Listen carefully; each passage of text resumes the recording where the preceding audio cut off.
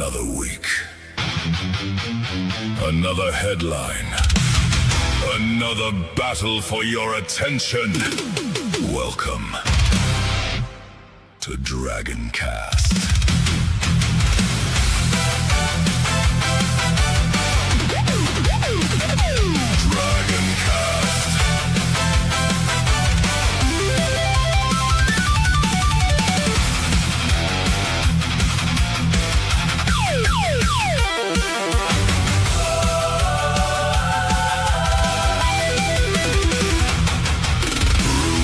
Light speed, hot takes flood the screen.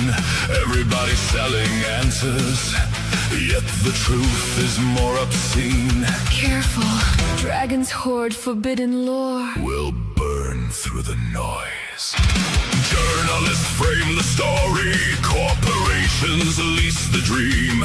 Every promise, every patent, every receipt behind the scenes. DragonCast will open your eyes. DragonCast, worlds clash in endless collision. Dragon bites, gaming news with fierce precision. Every fact laid on the table, every angle brought to light.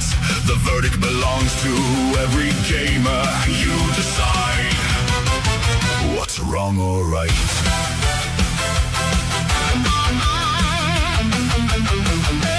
Still shreds through every headline. Never fooled by surface claims, he follows timelines. Reads the filings, finds the patterns hiding in plain sight. His words aren't polished, his patience ran out years ago. Because comfortable stories rarely survive the evidence.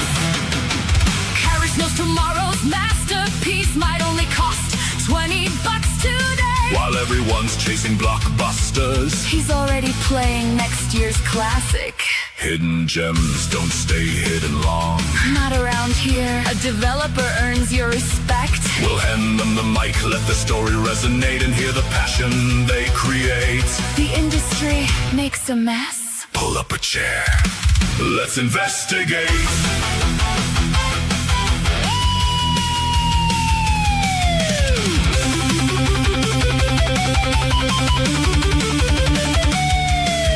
Dragon bites, cuts through the headlines. Roma hearted watches empires fall.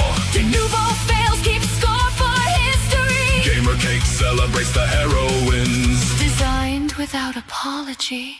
Because the hobby's bigger than any argument, bigger than trends, bigger than outrage. When all the shouting fades away, the games are what remain. Before the trend, before the outrage, before the algorithm notice, yesterday's dragon bite becomes tomorrow's headline. Funny how that works. You heard it here first, folks.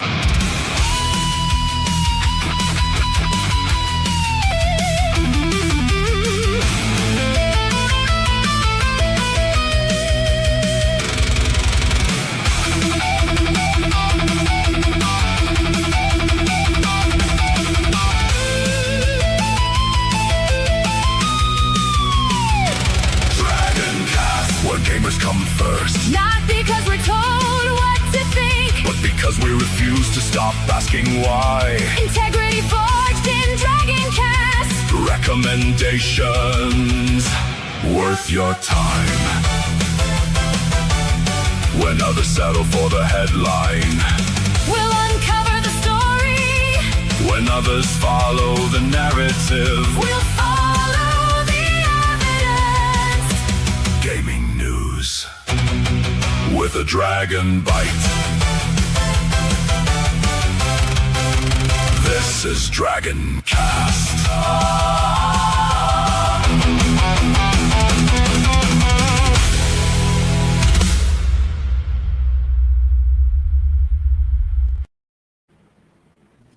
And we're live, everyone, and hello, and welcome to another edition of DragonCast. As you know, I am Levisho, the host of DragonCast, and I am accompanied today with my co-host, Karis Gaming, also known as Deadbridge Media, and the most unprofessionally professional indie gamer streamer ever. I think that's what your former title was. I can't remember. Yeah, de-professional indie gamer, which it doesn't sound professional, that's for damn sure. So go with something, where is it here? Something a little bit more professional, Yeah. just like 5%. It's by 5%.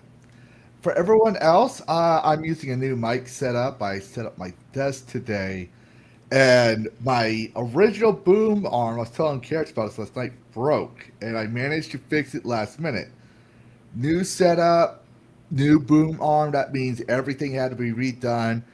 But hopefully, if I'm not loud enough, let me know. I'll try to adjust on the spot. I'll probably come back and watch this later. But I was on Carrots' stream last night, so I sounded okay there. So cross fingers. You sound fine. Like, I did a volume check just now, and yeah, your volume's fine. I mean, chat, let us know, like, if we're wrong, but my volume that I normally listen to, they never do. They never tell me until the last possible second, halfway through the stream. And they're like, "We can't hear you very well." You mean to tell me I was talking for 15 minutes and you couldn't tell me jack shit but I can't say that out loud to them, so I'm like, okay. I love my fans. No, really, I love you guys. Speaking of which, per my previous. Yeah, let's say hello to everybody. We have Sonia Lisette doing the meat cake hype emojis. And yes, if you're a subscriber, I like seeing emojis in the chat. It makes me feel good. It makes me feel like I actually did something good. Emote. Yes. And Valkyrie winner with Hail All, Food of Time, and Sonia has creepy simps. Nothing wrong there. Where's the lie? Nope. Then we have Carrie saying he's not creepy. He just likes crepes. Yes, tasty breakfast pastries are great. Creepy crepes. You know, that would be kind of cool. I want to see someone make a gothic-themed crepe restaurant and title the franchise Creepy Crepes. I would so go there. Crepe show. It's just play on the film Creep Show from like the 1980s. Just call it Crepe Show. Yeah. Then we have Alan Jones as well. Hello, Alan. He verified top 5. Good.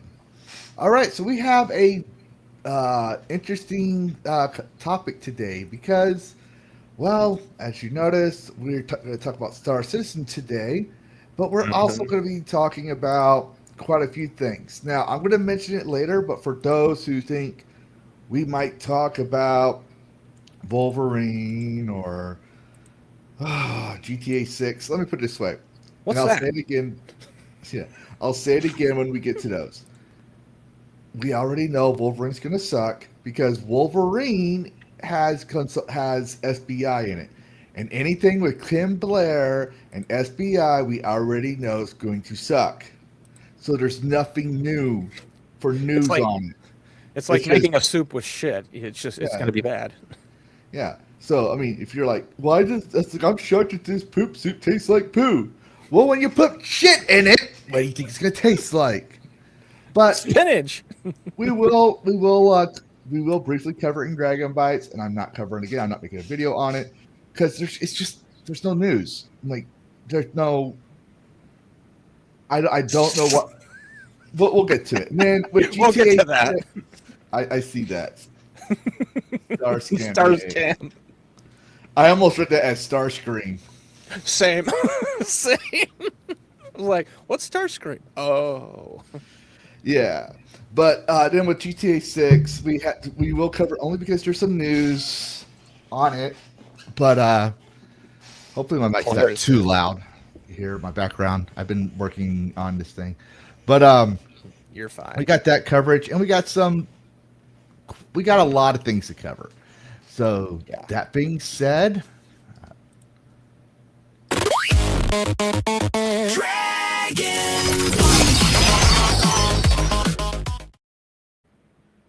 yes, Dragon Bites. I don't know why this thing went. There we go. Is that the first one? Yes. So we have here Asher promised that an event on Xbox social media networks, the PlayStation or Nintendo logo would never be seen again, and she kept her word since they have been removed from their social media and events. Now, here's what I'm going to say on that. I think it makes sense when you do your own networking and stuff. Mm-hmm. You probably like when you advertise it, like a third party advertise, or you're putting it as a commercial. Yeah, you might want to put out the third parties, but when it's your own social media networking, you kind of don't want to advertise your rivals. It kind of makes sense. Yeah, it's just corporate management 101. Like, you want to promote your own shit first, and then maybe if you're obligated to, okay, we'll put the other stuff in. Yeah. Or like I would say another way to be good is like if Nintendo or Sony catches on and they have an Xbox title on their thing, they would say, okay, you can advertise our game on your product, but you have to advertise our platform as well. Otherwise, it'd be void of contract, right? Or something like that. The corporate legalese.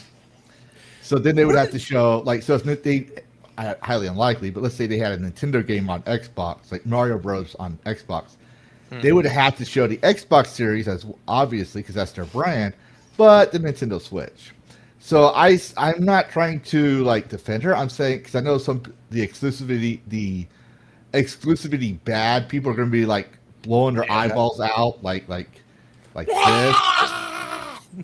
No, like this. Or yes, Bonsai Buddy just like decompressing, vacuuming in space. Yeah. So why is it? There we go. I hate when it does that. So I just thought that was like, I just want to point that out there because I saw, I'm not going to share a quote treat. I just saw that sometime when someone was having a meltdown on it. And I think they deleted their quote treat later. But I was like, this is a good thing I saved this. But I was like, We're in an interesting time because for years and years, I would see at least little trickles of, man, I miss when game companies and hardware manufacturers actually competed and they like threw jabs. Here it is, folks. Here it fucking is. We're back to where each company's got a knife behind their back and they got a smile. They're ready to just stab their competitor in the chest or in the neck. Like, they're fighting again. And everyone's like, oh, that's not fair. I want this game on a platform or console I already own. Yeah, life's not that easy. Yeah. Pick something. Life's not fair, people. But anyways, moving on, we got some news for No Rest for the Wicked. So I worked hard on this one. So Moon Studios co-founder and creative director Thomas Mahler wants No Rest for the Wicked to become a single connected game that runs across PC, consoles, and mobile devices. His proposed ecosystem would allow players to retain the same character, realms, and progression through cross-save and cross-play.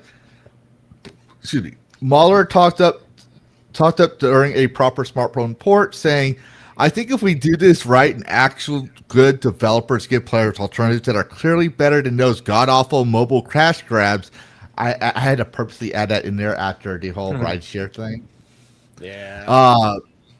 That are prevalent right now, people might just go for it because why would you want to keep playing the worst game that nickels and dimes you every step of the way if you could also play a better game that doesn't? And here's where I worked hard on because I couldn't help it. It's a noble sentiment to give players the ability to play their save files across platforms for no rest for the wicked. But money don't grow on trees. They got bills to pay, and the devs got mouths to feed. So if you haven't bought the game and want to support this concept, know that nothing in this world is free. Buy No Rest for the Wicked before the concept closes the studio down for good. I would have to say I have watched this game. I remember this Moon Studios. They really fought to stand on their own. I believe they were originally under. Oh, who was it? It was the company, I think, that was producing. It was the producer of Kerbal Space 2. And some of you remember that horse shit debacle that went down. Mahler and his team yanked No Rest from out of that producer, got the rights back, and self-produced it. That was like a year or two ago, I think. And ever since then, like Mahler's kind of a hard ass. Like, there's been some controversy years ago, but he still maintain what he wants to do with this game, and I say more fucking power to him. Yeah. And he doesn't play the whole woke game, anti-woke game. He says, this is the mission for the game. No. There's reports out there that he's actually like gone to people and say, "This is shit, make it better," and they're like, Yeah. "What do you mean? Articulate, man." Either way, like he doesn't play either side. He just says he's kind of like Randy. I just pulled a brain fart. Matthew Karsh, Saber Interactive. Yes, yeah, Karsh. Karsh has a mouth on him. We've covered that in a video. Mm-hmm. But he also doesn't play either side. He acknowledges, he respects people for who they are, what they want, right, what they believe in. But he has a vision. He's a strict businessman that does the jabs that we were talking about earlier. But they focus on a good game, and the media hates both of them, even though they're neutral. It's so hilarious. You're not picking a side. You suck. Even the anti-woke when Pirate Nation read the newspaper or read the articles, right, and said, Matthew Karsh apologized, and no one bothered to look into it. I did. And he actually said, which is pure Karsh, I'm not apologizing for the facts. I'm just apologizing for my behavior. He told that to Chet, who, if you watch my video, went on YouTube and said, go harass this guy. Go check for an indentation, because he made some penis jokes. So go check for indentations, and then go harass him, because he's a person with power and he's all fair game. I'm like, I'm pretty sure that's sexual assault or sexual harassment. I'm pretty sure that's cyberbullying, and I'm pretty sure that's also a federal crime. There's a state where he lives in, Washington State, and Florida, where Saber Interactive is, where if that actually happens, that's a Class C misdemeanor, which means there goes your voting rights. That means, actually, I can't see it on YouTube, but no. I hope the people that do it get mass charged with Class C misdemeanors. That means they can't vote. That means they have to take it up the ass whenever it comes to politics and everything else, because they can't have a say because of one stupid thing they did. And that would be glorious, because they don't deserve to vote. I'm sorry. I respect people's rights, but when you infringe on other people's rights like that, you don't deserve to vote. I'm sorry. You just did us all a favor. I've always had this issue with Chet, because for those who don't know, Chet, I don't remember his last name because I don't fucking give a shit. This Mike is the man who... Okay. This is the man who decided that Left 4 Dead 2 needed to be its own separate release rather than just an update, and pissed off like 70 to 80% of those at the time Valve fans. That's this same Chet who is just running his mouth. So, like, go figure on that one. Yeah, let's also add Left 4 Dead 1 with these special zombies, and I'm sitting there like hating every last special. I got attacked by the smokers. I got like Kyle Saber. No one else, even Soul Soldier, who's always gets attacked by the ghost in Fasting. When we stream that thing, I'm doing my best to be careful of my surroundings. I'm doing my best to smash the zombies and help everybody, because I know no matter what I do, it's going to be chaos, but I'm still trying to, be a team player. Mm-hmm. But no, those Juggernaut guys, they ignore everybody. They'll pass Soul Soldier coming to me. And I'm like, it got to the point that even now, even with Dark Tide, I'm just like, okay. I don't even bother sideswiping, evading, anything. I try shooting him down. If it doesn't work, I'm just gonna take it. That's how much I hate Left 4 Dead 2. You heard it here first, folks. Not a fan of Left 4 Dead 2, anyways. All right. That being said, moving on to the next one. Now, I pointed this out when I covered the studios things with actually Sharma. I did a whole Xbox week kind of thing with the Xbox reset. But there's two news here. So Psychonauts and Brutal Legends developer Double Fine Productions has confirmed it has regained the IP and publishing rights for all its games released under Microsoft following its split from Xbox. And then we have Compulsion Games as well. All right. Now, I'm not going to cover too much in this. All I'm just going to say it has happened. For those who don't know, Asher was thinking about putting them through the X, meaning shutting them down permanently. The only one of the three that she was going to keep alive, but putting to the market, was Ninja Theory, the makers of Hellblade. Thank you, Hellblade. But anyways, so they bought their things. I say this is a good thing and a prolonging the evil thing as well. First off, Psychonauts 2 by Double Fine was made with Anita Sarkeesian. I forgot about that. Yeah. Second off, Compulsion Games, right? South of Midnight, Sweet Baby Inc. fucking sucked. All right. Also, Double Fine. What? Go ahead. Not only did it suck, like before the game was even released, they were talking shit about gamers. Like, good marketing.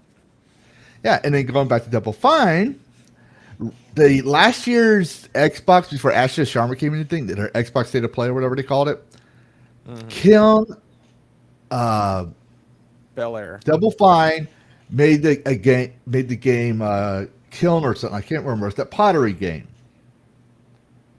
and it was on the showcase. And everybody was like, "Why the fuck is this on the showcase?" It was so bad. Oh, we got some Raiders. We'll acknowledge on the second. Anyways, didn't lose my train of thought. So if they keep this up, like I said, prolong the inevitable. If they're serious about making good games, they're gonna be like, "Sorry, Nita.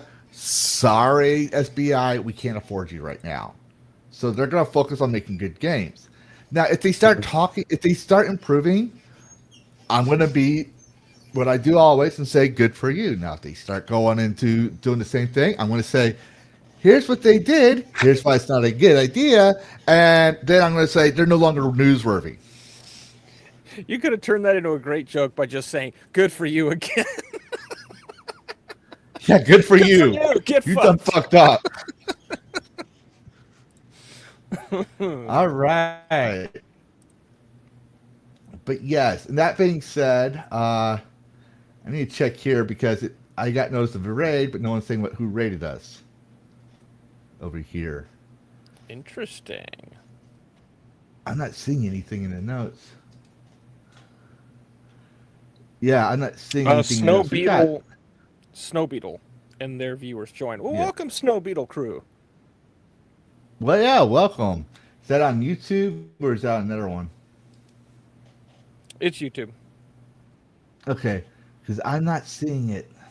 Hold on. I'm checking the YouTube thing. I want to make sure.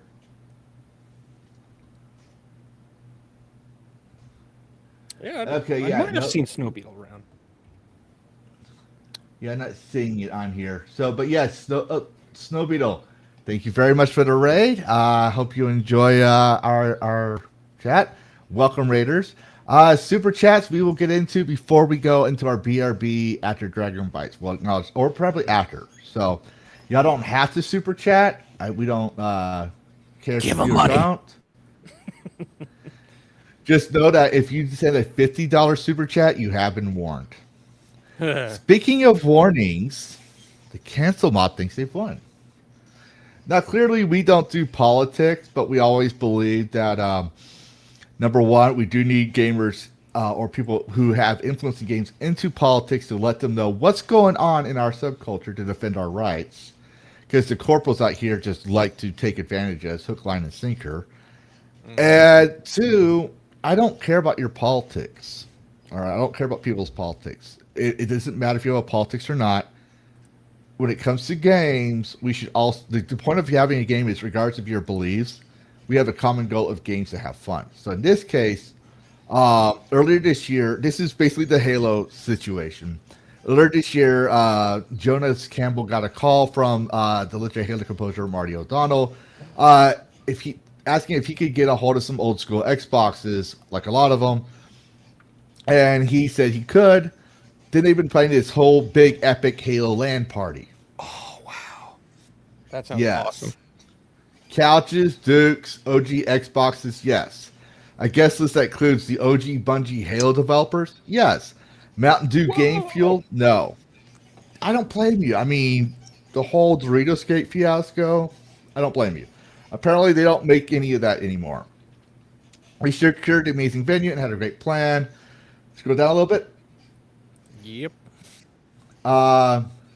Somebody got in touch with the venue. They backed us out over political affiliations and the fact that Marty is running for U.S. Congress in Nevada's 3rd District. Now, here's the thing. You don't have to agree with Marty's politics. You don't have. You can say that Marty's doing this for a political stunt to get votes. Those are perfectly fair. You don't. You have. But Marty has a right, just like everyone else, to rent a venue, and that business has a right as well to refuse service. But going out there and threatening people because of their political views, regardless if they're Democrat, Republican, Libertarian, Green Party, or the fucking birthday party, I don't fucking care. No, there was a birthday party. That's group. right. Yeah. Mr. I am a genius when he's an idiot savant. But anyways, I'm not saying go vote for Marty. I'm saying the best thing to do with social media right now is mention this stuff and say, hey, it doesn't matter what political affiliation we have. The thing is like we have an OG Halo composer who wants to bring this crew back and create an OG LAN party. That's how you stop this whole political divide nonsense. Because the extremes on both sides ain't going to like that. But the people who want to play games want to go back to the way things were, where like Democrat and Republican and all these other crazy things can sit down together and settle it in Blood Gulch. This is the way to do it. A Halo LAN party. I would have actually paid a ticket to play the Halo LAN party. I would have paid two tickets. Yeah. I would have painted this to Camelot.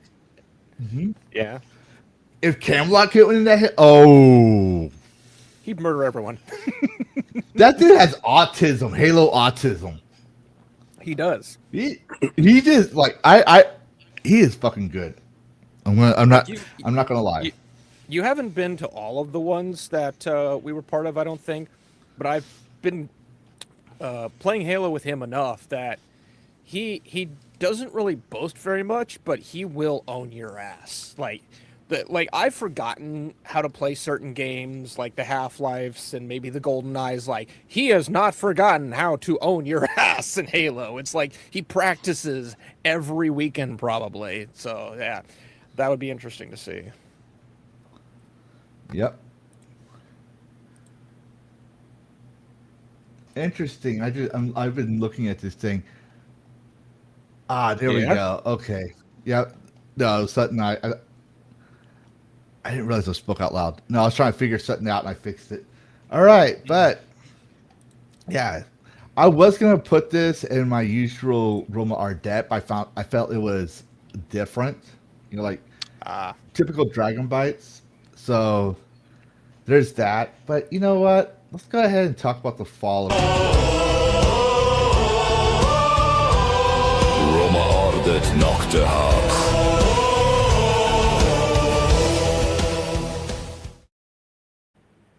Now, if you thought I was going to shill for Asha Sharma, you're dead wrong. Because there are times where I'll say she's an idiot. This is one of those times. So Xbox and EA are stop sharing U.S. digital sales with major analysts. And we were talking about EA the other day. Or last night. And I said that's like, well, everyone's praising them because they're going to get rid of all this wokeness. I was like, they're Saudis. They might have gotten this, but we might have traded one devil for the next. And yeah, what they did was they are no longer providing U.S. digital sales information to Circana, one of the people we use for our sources for transparency. Right? Well, they're like a major thing, leaving the market research company with an increasingly incomplete view of the games industry. So they're hiding their sales numbers. All right. Yeah. Which, why would? Go ahead. Why would a company do that? Why would an owner of a company who bought this like huge conglomerate of EA suddenly decide you can't have that anymore? just credits will do. Shut the fuck up and take. You're gonna get what we give you, kind of thing. Why would they do that? I don't know. But just to know that Xbox might be showing their true colors coming up, and so is EA. Now the thing is, I'm not surprised with EA. EA has 20 years of scummy business, even before the woke shit and gamer shit, gate shit. They were one of the ones that jumped right onto the microtransaction train right away. Oh yeah, they couldn't help EA it. Sports is in the game. They would do microtransactions. Buy your favorite team sport colors. Buy the classic colors. Buy this color. Buy that color. Buy the pink and purple colors. I'm exaggerating here, but you get the idea. But if you think that's bad, we got some news from CD Projekt Red. So the official Witcher account posted a meme mocking people who said they're not buying Witcher 4. Then they blocked the guy who originally said it. This is the same arrogant behavior we've seen from every Western studio that decides the core audience was the problem instead of their own choices. Sounds familiar, like I covered that about someone in specifically. Nah. Think of it, yeah. They think it's impossible to alienate the people who actually made them successful because they don't like our opinions and still remain as successful. This isn't going to work out the way they think it will. But here's what I'm going to say. I see your thing, Scene, and I saw the super chats. Again, we'll cover those in a second. But give me a moment here. When Witcher 4 first came out, I did agree that having her as a Witcher was not supposed to be like that.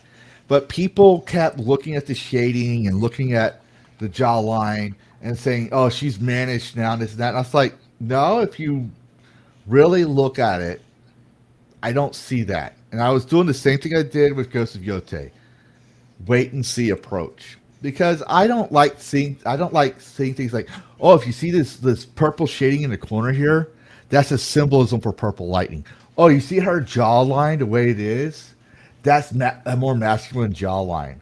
If you really look at it, yeah, she's got the eyes of a Witcher. It makes her face look different, but her shape is still the same feminine shape. It's just tilted a little bit to look like a masculine jawline based on the angle of the camera. We need more than just, based on this line here of the photo, or based on the tinting of this, based on this. We need more concrete evidence than looking into, because otherwise you're getting to conspiracy theories, and you're going to be like a certain somebody who got destroyed in the comments and is trying to spin as he's not destroyed in the comments. That's my take on it. Go ahead and show them the picture. 3 names popped in my brain when you said that. Like, people to me, like 3 names popped in. It's like, I almost don't know who to think about anymore because there's so many people doing that shit. Yeah. That's why I believe in facts. All right. Hold on. Yep. We'll answer Scene's question first. Didn't EA get voted Virtuous Company 3 years in a row? Yes. Yeah. Congratulations, 3 in a row. Yay. And wasn't it as she's Thing Winter is breaking law? Yes. That was the main thing that I agreed with. I was like, basically, she's like this. I forget how the lore. It's been a while since I read the books. Been quite a while. I won't lie. But from what I remember of the Witcher series, at least the books, she's not really a sorcerer. She's not. She has this like primordial power. So she was trained by both the Witchers and what was her name? Just Ciri. Ciri. Trained by. Well, Sirius was the girl. Ciri's Talking about Yennefer? Yeah, I'm talking about the sorceress. You do Yennefer? Black-haired sorceress. I don't know. Yeah, was it Yennefer? No, Yennefer's the redhead, I thought. Yeah, Yennefer's the redhead. I don't know who the sorceress is then. Yeah, see. Yeah, so basically that's the main lore canon breaking that I agreed with. Right? I was like, let's see how this goes. Is it a what if scenario? Let's see, right? Because we had some lore breaking things like the Force Unleashed that were really good. Starkiller, right? Yep. Yennefer's the black. Forgive me, Val. It's been a while since I played Witcher 3. It's been a while since I read the books. Forgive me on that, but you're right. Okay, it's been a while. Yeah, she has elder blood. See, I remember parts of it. Yes, okay, Triss is the redhead. I remember parts of it. This is why we need Bo. He would be able to tell. He would have corrected me on this, but no, it's Triss. He's the redhead fanatic. But, anyways, I had problems only with people trying to look into it too deep. The Witcher's eyes was the major problem that I agreed with. But then you see this post that's right next to it. I don't know if you showed it already. No, the image. Oh, the image that. Yes, that's what the Witcher 4 page posted. Oh yeah, I'm not buying Witcher 4. Okay, well, here's what I'm going to say about that. That's not professional. It's not edgy gamer lore that we usually like. It's trying to say, well, everyone else likes it. One person doesn't like it. I guarantee you, all the Witcher fans that read, consumed the books, Henry Cavill, everybody is going to say, we're not buying this. And then when you do this, we're not buying this part 2. That's all I'm going to say on that. Want. Do as I say, not as I do, Geralt, probably. Did he actually say that? I don't know. Yeah. This just kind of CDPR, ladies and gentlemen. This is a AAA company that you're dealing with. This is not the same indie developer from a decade ago. This is a AAA company that is backed by large investments. Figure it out. Or don't. Yeah, they used to be AA. They went AAA because of The Witcher and GOG, because they had GOG for decades. I think it was 20 years almost before about that. Yeah, something like that. And they lost track of their vision, so they're going to pay for it. If they succeed, cool. But my standard is for milestones, which are for you need to make more than 10,000 sales. They'll acknowledge you. You say 4,000, I'm going to ignore it because you're not a AA, you're AAA. You're making bank. And you're backed by bank. Yeah. But moving on, do y'all remember Doom Eternal? Yes. Yeah. Do y'all remember when Doom Eternal made a mortally challenged joke and both game journalists and Redditors lost their minds over it? Yes. Oh, the TSA lady. The mock-up TSA lady, yeah. Yeah. I just wanted to bring that back in to make y'all remember, for those who don't know, game journalists are not your friends. But that being said, Hang on. There needs to be some context for this mortally challenged. This was a joke in regards to demons. We don't call them demons. We prefer mortally challenged, or it was something along those lines, which is supposed to be like a funny pun to the whole idea of, oh, we don't want to be called this, we want to be called that. Yep. But the translation that they used couldn't have been more fucked up. Okay, And it was hilarious. What's that? I must have missed something with the translation. Well, it's just the more it was fun. It was hilarious. And it was fucked up at the same time. They were referring to instead of like mobily challenged or visually challenged, they were referring to demons, but they didn't want to call them demons, so they called them mortally challenged. That was the whole joke within the game, said by the announcement, and I thought it was fucking hilarious. And it's like, damn, this is fucked up, but this is funny. So, yeah. See, you have one brain cell. You have more than enough qualified skills and set brain cells than a game journalist. You're already set, my boy. If you want to be a game journalist right now, you'd be the smartest game journalist in the room. Just pointing that out there. Just go put technical writer on your resume. Boom, you're in. Yeah. They don't bother looking at that shit in LinkedIn, because we found out. But some news on Windows 11. Why are we reading at Windows 11? Windows 11 update is causing problems for some PC gamers, and Microsoft promises they're investigating this. I think when the CEO said he wants AI in everything, I think he also did AI in the code. Oh, that's already determined. I would not be surprised that's what happened, because this is not the first time a Windows update has fucked up under his watch. So with this current update from August 11th, the crashes in games are including Arc Raiders, which I haven't played, thank God, yet. The Finals, Marvel, almost said TikTok, Fighting Souls. And some players have reported their PCs restarting while gaming. So, yeah. The restarting has multiple instances. During Windows 7, there was actually there's a VIA chipset that when you'd be playing something like Counter-Strike, your PC would just, boom, go black and would restart right in the middle of the game. Is that what's happening here, or is it just like going through and restarting because updates are applying because that's what happened during Windows 10? I don't know. It just popped up on my feed today, and I was like, okay, let's go ahead and cover this. This is interesting. Yeah, if it's just going automatically, I'm going to suspect this is partially due to Windows updates. But if it's chipset related, where incompatibilities, we've gone back to Windows 7 pretty much. Yeah. Yay. Good for you. Slow clap. Yep. But speaking of Xbox, a new report says PS6 and Xbox Series consoles could lose millions of sales over high costs. No shit, Sherlock. Who bought all the fucking computer chips for their goddamn data centers nobody asked for? But Lavisha, you defended AI in games. No. I did not defend AI in games. I said most gamers don't care about AI in games if it's ethically used. I did not say corporations are ethically using AI. I did not say that AI is the way to go.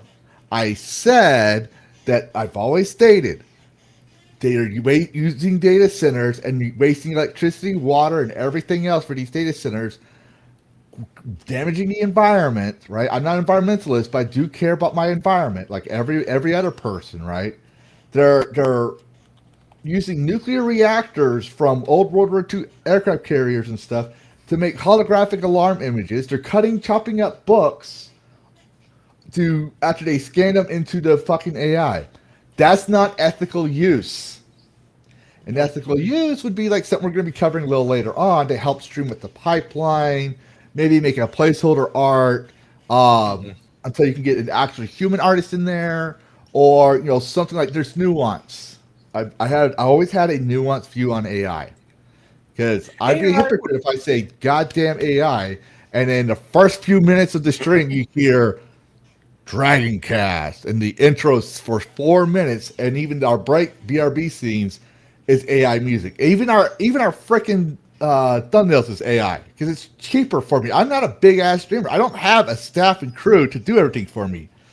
So I streamline my process. If I had the ability to do that, goddamn right I would use human artists. If I were making a game, I would absolutely put, because it would be early access, I would put in there some assets are temporary AI until being replaced with human assets later. I would just put that shit in there. And then the moment I would go full retail, I would make sure all the AI shit's gone and that everything else is replaced. I don't have a problem with that. Yeah. And most gamers actually don't even read the AI statements, so I found out from some of the studies. Yeah. But however, when it comes to AAA where you had the dough, they're brutal. Gamers are brutal. So because they know that three-piece wearing Indochino suit fuckers, they don't care about quality. They don't even understand why you and I like to play a video game. They never understand that. They just want money. That's all they dream about. They have stacks of $1,000 Clevelands under their fucking pillow, made in their fucking pillow. You think they're going to give a shit about whether AI is used or not? They don't. All right, now we got something interesting here. This comes from IGN. So new data shows that physical software dollar sales plunged to an all-time July low of 85 million in the U.S. That's the worst totals tracking since 1995. And they're showing you all these lovely consoles, right? Here's the thing, though. I guarantee you the plunge was probably because, I don't know, PlayStation, no disc, no buy. Yeah. I'm probably sure there's context there. I'm also sure people went to the aftermarket. So you're not going to see physical discs from new stores. You're not going to see physical discs being ordered from the Sony PlayStation store. Plus, PlayStation itself, after they made the announcement July 1st, shut down the disc factory for something else. Like instead of making discs, you're making something else. So they're starting to training on that. So they're harping hard on all that. And people are, once they realized, they said, oh, we're not backtracking. We are going to go digital. Yeah. But that just shows you the incestual relationship between game journals, of legacy game journals, and game developers. They go to bed together. You know, just putting it out there. I'm not like we don't even have to. It's not even an allegory. It's not even a fallacy statement. You can see it that they always spin it. They will support the corpo for the insider access. This article is literally just like telling the weather. Today it rained, which actually in Washington it did rain today. It rained today. This is the results of rain. Like was this article necessary? we know. They're trying to point it out like physical is not that popular, but we've already covered that. It's a more nuanced statement. There's a lot of factors that answers that. The reality is corpos are wanting this to be digital only, and IGN profits if they profit. Sorry, IGN, I'm just calling it as it is. I'm just telling you the weather. Who was it? Was it you, Alan Jones, that said you can't spell ignorant without IGN? It was one of you guys that said that, and I was like, damn, that's good. Hey, Karis, could you self for someone's at my door? Just don't cover the next few comments. Yeah. So I'll be right back. I think it's a JV. That's fine. No, this is... we'll go back to this. We'll read through this a little bit. The new data shows 85... Imagine... Well, we're going to cover this a little bit later in another topic, but like 85 million is not enough. Think about that. Oh, he's so low of $85 million. The median income was 40 to 41,000 for several years, and yet, it's disappointing that only 85 million in sales. You made some sales. You made a lot of sales. You don't be what? It wasn't 100 million. Wasn't 150. In other words, water is wet. Exactly. What was the point of this article? We need an article talking about sales. Wesley, make it so. Whatever the fuck. Literally, this is a water is wet. Like, they had nothing else to talk about, so they're, like, putting other shit in there. Putting this famous video in. 100 best PlayStation games of all time. Like, there was nothing to this article, so they had to fucking put other shit in here, evidently. Defending the company is really not released. GTA 6 was never going to get a physical release. Not at the launch. I still maintain they'll probably do a physical that's like $150. You go on EA right now, I think it's either like FIFA, one of the sports games. I didn't know this was the case. Like, go on, what is it, the EA app or their store, whatever the hell it is. It changes every couple of years. One of those sports games is 100 more minutes. My son actually came back. He forgot his water shoes, so we're trying to find him real quick. Have fun. But yeah, one of the sports games, $150 for the base game. And it's digital. It's not physical. This is one step where EA is going. It's just jacking up everything. It's amazing, and it's quite incredible. Spyro, Levistra's favorite game. Or no, that's his dead name is Spyro. That's right.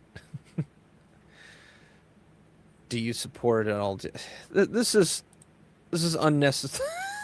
It's an unnecessary poll because we already know the answer. 66,000 people agree that they would not support an all digital future. Well, like I said in my video, you have to find places that will support physical. If you're expecting EA or PlayStation to go physical or maintain physical, their numbers say otherwise. Comments. What is this? Bleep blorp. Whatever. But yeah, there's not much to say. And then there's the usual. I've seen these memes so many times. They're just repeats. I don't know why they're giving review. This is, I guess, to show that they don't know what the hell they're talking about. The PlayStation circle jerk. Okay. Yeah, 85 million in 1 month, one country during the summer. Less games have discs. PS5 selling is worse has been. Yeah, that's an interesting prospect. Yeah. In July, only $85 million was made. Only. You poor fucking consumers aren't spending enough on PlayStation. Hop to it, bewildered herd, is apparently what IGN is saying. Yeah. So that's what I guess, because I didn't read the article yet, but I figured out was I correct on my assessment? There's not much to it. There's so much not to it that they had to put like other shit in to fill up, like a poll in which like 66,000 people agree not to support adult digital future. Like Adult there's digital? more non. The what? You said adult digital. Adult. Sure, we don't support adult digital. We support adult physical. All digital. Yeah, all digital. And then they had the famous "Stop Killing" physical video. Like they had this 100. Like they had to fill up this fucking article because there was nothing to this. Well, here's the thing. Just go back down to that. Here's the funny thing. Just a video. Just up to the video. Oh yeah. People don't realize this. When Microsoft did it, they threw shade. But people don't know is that 3 months earlier, or people forgot, and this was reported. You can search this. There's 2013 articles on this. I actually covered it in my Sony's 20-year plan and highlighted the article. Yep. Just 3 months before this incident, they were planning DRM always online for a future console, and that future console wasn't PS4 because that was already coming out. It was for the PS5. They were planning this digital future for almost 20 years. Just pointing it out there. Some people, and some people say, I can't believe Sony's doing this. Sony has been a jerk to their customers for a long time. Hey, Philip. Yeah. But and they've been gaslighting too, deflecting. That's the other thing. Is no, we're not doing. It's them. It's fucking them. Not really. Yeah. And in other news, I do apologize for stepping out. My son's birthday's today, and it's his mom's turn for visitation, and she's taking him to a water park, and he got so excited about it, he forgot to bring his water shoes. So they didn't even text me. He just knocked on the door, and I'm like, what are you doing home early? So we found his water shoes. He's gone. But we got some Golden Axe news. Yes. And I wrote the notes down. So this is from Super Sissy. For those who don't know, Paramount's new Golden Axe animated series is drawing significant backlash right after its trailer dropped basically 2 days ago. Fans and critics who love the original's gritty sword and sorcery atmosphere, dark fantasy, Series 5's sampled screams, feel the shift to rapid-fire meta comedy and ironic humor undercuts the source material, calling it, I didn't want to bring a flood of tweets out here, so I just wrote them down. You can find them yourself if you want to. Another, and I hate this word, millennial irony poisoned adult animation that mocks rather than embraces the material. Hey, Carrots, 10 years ago, how old would the average millennial be? 10 years ago, mid-30s. They would be the average writers, right? Yeah, I would say so. And they would be the ones writing the scripts and pitching where animation stories would lead, right? Possibly. Unless there was like a secret like script doctor that wanted to remain anonymous kind of thing. That might have been Gen X or older.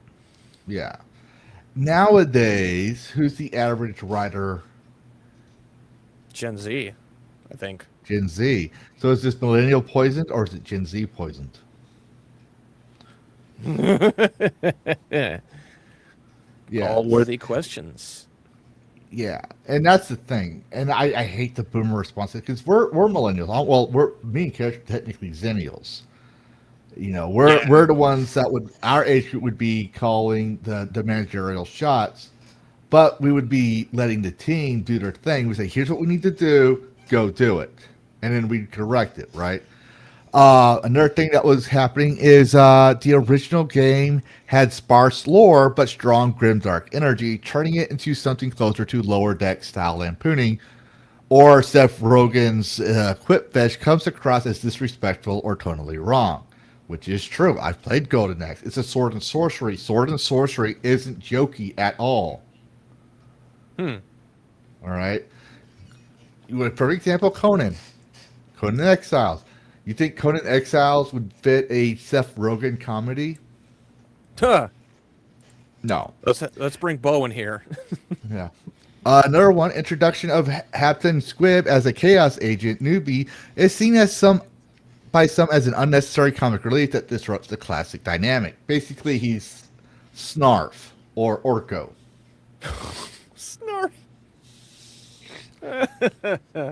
Articles, even this is what I found interesting. Articles have called the trailer an affront, purest cringe, and doesn't look good, while social media, including X, has plenty of reactions along the lines of ruining a classic, shitty writing and jokes, and predictions of it being short-lived. In short, the trailer confirmed a tonal direction that many longtime fans did not want, and the internet is doing whatever it does. Whether the full series lands better once it airs remains to be seen, but the early reaction has been pretty loud and negative. Yeah. Now the question would be, they've produced all this stuff, they've recorded, they've edited, or they're still in the final stages of editing.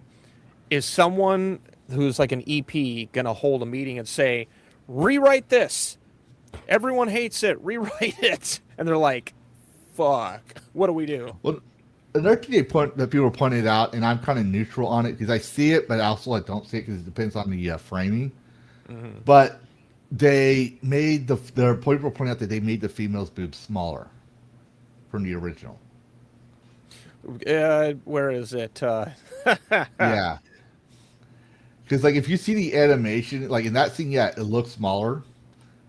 But in some cases, the animation shows her having, almost similar sized cups. So I don't know how I want to take that because like boobs when especially depending on if she's wearing a bra or not, and clearly she's not, it's just cloth. Yeah. The shape of boobs goes different based on the body position. But I can kind of see the complaint because we've seen that so many times that it's kind of, I'm not defending the thing. I'm just saying it's kind of like we're trying to look for it now. But I'm going to say clearly, this does not fit. This looks more like a Critical Role type show. The art style looks like it's trying to be Metalocalypse, but with a lot more vibrant colors. Yeah. It also just doesn't fit the sword and sorcery theme, even for He-Man. And He-Man was sword and technology, basically a genre of sword and sorcery. Yeah.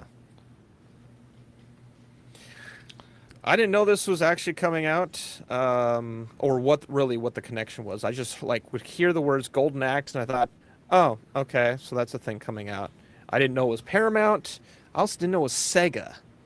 So yeah. Okay, something else I can not really worry about, but the other vocal names they'll talk about it for the next 2 weeks. 400 years. 400 years. And probably watch it so you don't have to. I still don't understand that. Here's this terrible thing that everyone says is terrible. I'm going to watch all 10 hours of it. Like, I don't have the time. I don't have the time, and it just makes you more angrier. All you're doing is hate watching. If you know it's bad, and no amount of clout is worth it. I'm sorry. If it's gonna make you go insane like the left and the fucking unhinged, don't do it. That's just my advice. That's why I'm not gonna watch it. Now, if you watch it and you actually say, "Hey, it's actually a great movie," then I'll watch it. But if you're watching to hate watch it, you're first off, you already have your mind made up that you're gonna hate it. So then you're gonna look, just like with the boobs, you're gonna look for every single thing as an excuse to hate it.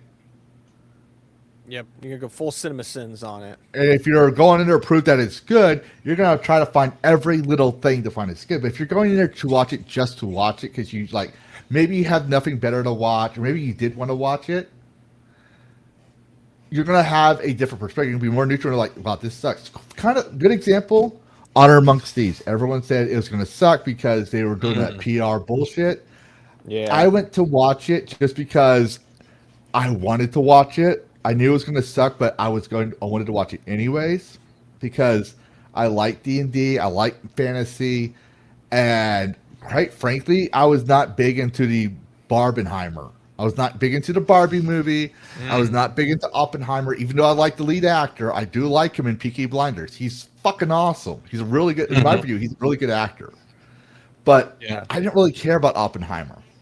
So I went and watched this, and I was like, wow, this is actually good. And then as soon as I came home, Clownfish TV actually said, yeah, we watched it. It was actually pretty good. So I think it's more the nuance of, are you actually going to try to see if it's actually good, or if you wanted to watch it to enjoy it? Those are the things. Is when your mind's made up, you're not going to see it for what it actually is. Nope. Yes, he was also. That's what I forgot. He was also Scarecrow in the Batman series. I forgot he was about the that. original Batman. He Cillian Murphy originally screen tested as Batman for the Nolan series, but he didn't get it. Which is fascinating to see him in the cowl and everything. Yep. But moving on, we're finally going to cover everyone's favorite X-Man. Let me get the popcorn. All right. So I'm showing this one because it's going to say games. While y'all are reading this to yourself, I'm going to tell you my notes on this and my thoughts. All right. So Marvel's Wolverine has been hit with intense online backlash after recent hands-on previews and extended gameplay footage dropped in mid-August. And both developers and coverage have highlighted the volume and tone of it. The criticism ramped up hard. The criticism on social media, especially X, once embargoes lifted, common targets included the game being more linear cinematic, not open world like Spider-Man titles, a Sentinel boss fight with some compared unfavorably to the sequence from a 2007 PS2 game, Ben 10 Protector of the Earth, clips that went massively viral, a chase of red scent trail mocking the modern yellow paint hand-holding, memes about simplistic controls, just holding the stick forward or button mashing. There's actually clips where people weren't holding the controller, just like with Mixtape, and he automatically moves, okay? Character designs, voice work, perceived lack of grit and gore in places, broader culture war angles. And as you can see here, the freaking, we're going to remove the violence and gore by an optional toggle, okay? The profanity toggles and via game save settings. But what I'm going to say here is, what did you expect from a game that has Kim Blair and the FBI involvement and a director who's worked on Ratchet and Clank Rift Apart, Mike Daly, trying to make Rivet, as the writer Sam Maggs of the game stated that Rivet is canonically lesbian. So when you have people working on those games, working on this game, and those FBI involvements, what did you expect? But I am sure, I'm sure, despite exposing this slop, despite advising not to play this slop, some creators are going to play it anyway, so you don't have to see if it's good. Certainly not for the race-bait clicks. We all know when a game has confirmed SBI involvement, the title is toxic. It would be news if the game had SBI and the game was a hit. So I'm not covering this anymore other than today. People were expecting Logan. I genuinely think people were expecting Logan. If not Logan, Deadpool versus Wolverine. And that is exactly the opposite of what we're seemingly getting. We're not getting Logan. Logan was dark and gritty and very grounded. more in reality. And Yeah. Deadpool and Wolverine was just, it was a spooge fest of how much clever fan fiction while giving one more outing of Hugh Jackman as the Fantastic Wolverine. Like, how much more of this are we gonna slam into here? Like, I actually prefer essentially Deadpool 3 versus Deadpool 2. I thought that was better character development, but I was never going to expect either of those two in a video game, because I know how AAA video games work enough as a gamer. I don't know how they're built, but I know as a gamer what to expect from them. It's kind of like, I know that I'm never going to get a proper video game adaptation into a film.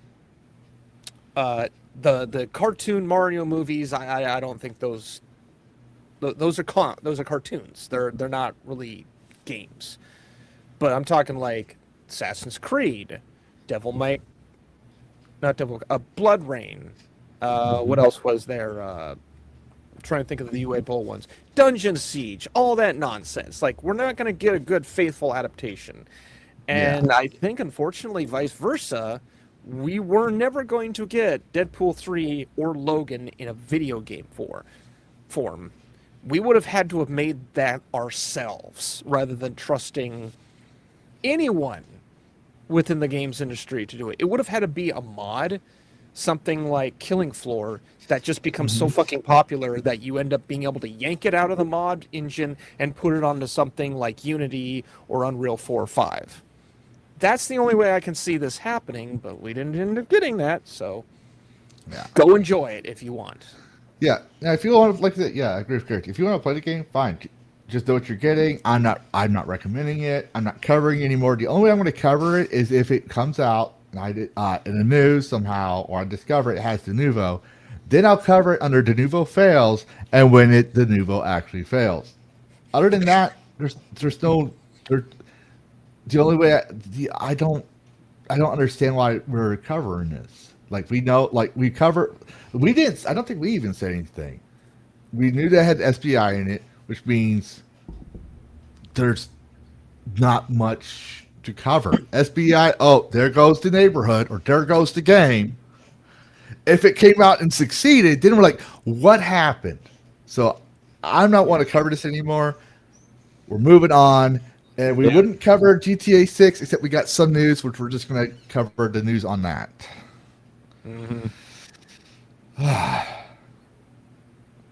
There's 3 of them, so you can choose anyone, and I'll just roll with it. Oh, jeez. Yeah. All right. So. Ooh. Okay, let me try the next one. What?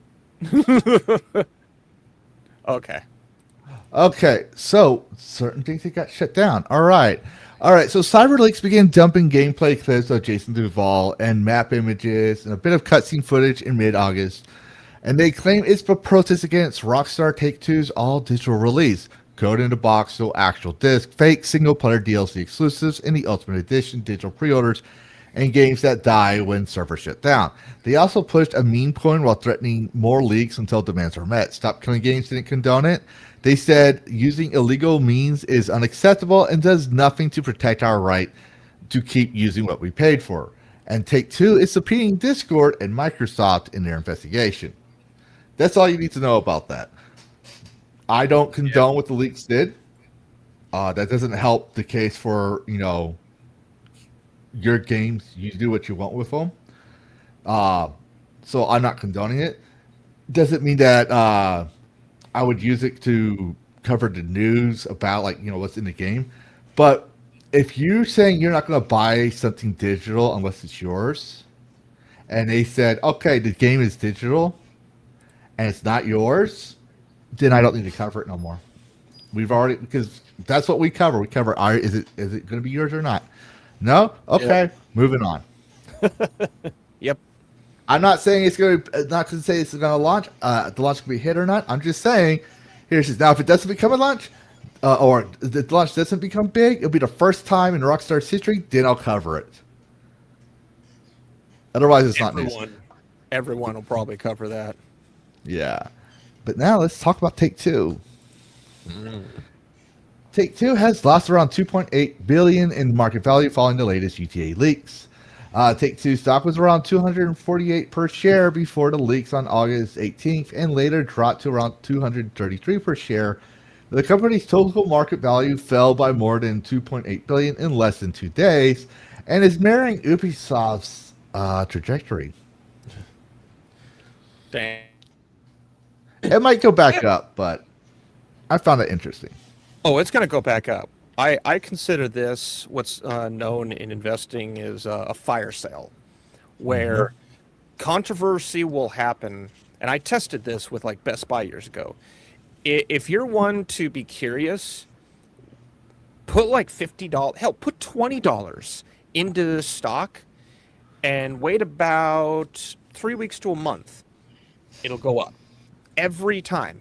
The controversy, oh, it goes down, it's going to keep going down. No, like the amount lost, it was a temporary loss of 2.8 billion. Billion! That's like just random loss of it going down from 248 to 233. It's going to go back up. It's going to make up that 2.8 billion and probably go even further because it's going to get closer.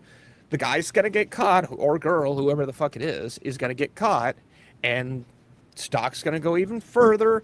There's going to be more news. Like, Take Two is not going down. They're too big to fail at this point. So, Yeah, I do find it funny that, I do find it funny that there was some, like, analyst who was saying, oh, this literally not true. It's been flat for 5 days. And I'm like, are we looking at the same fucking stock? Like, what are you on? But people want to be ignorant. Yeah.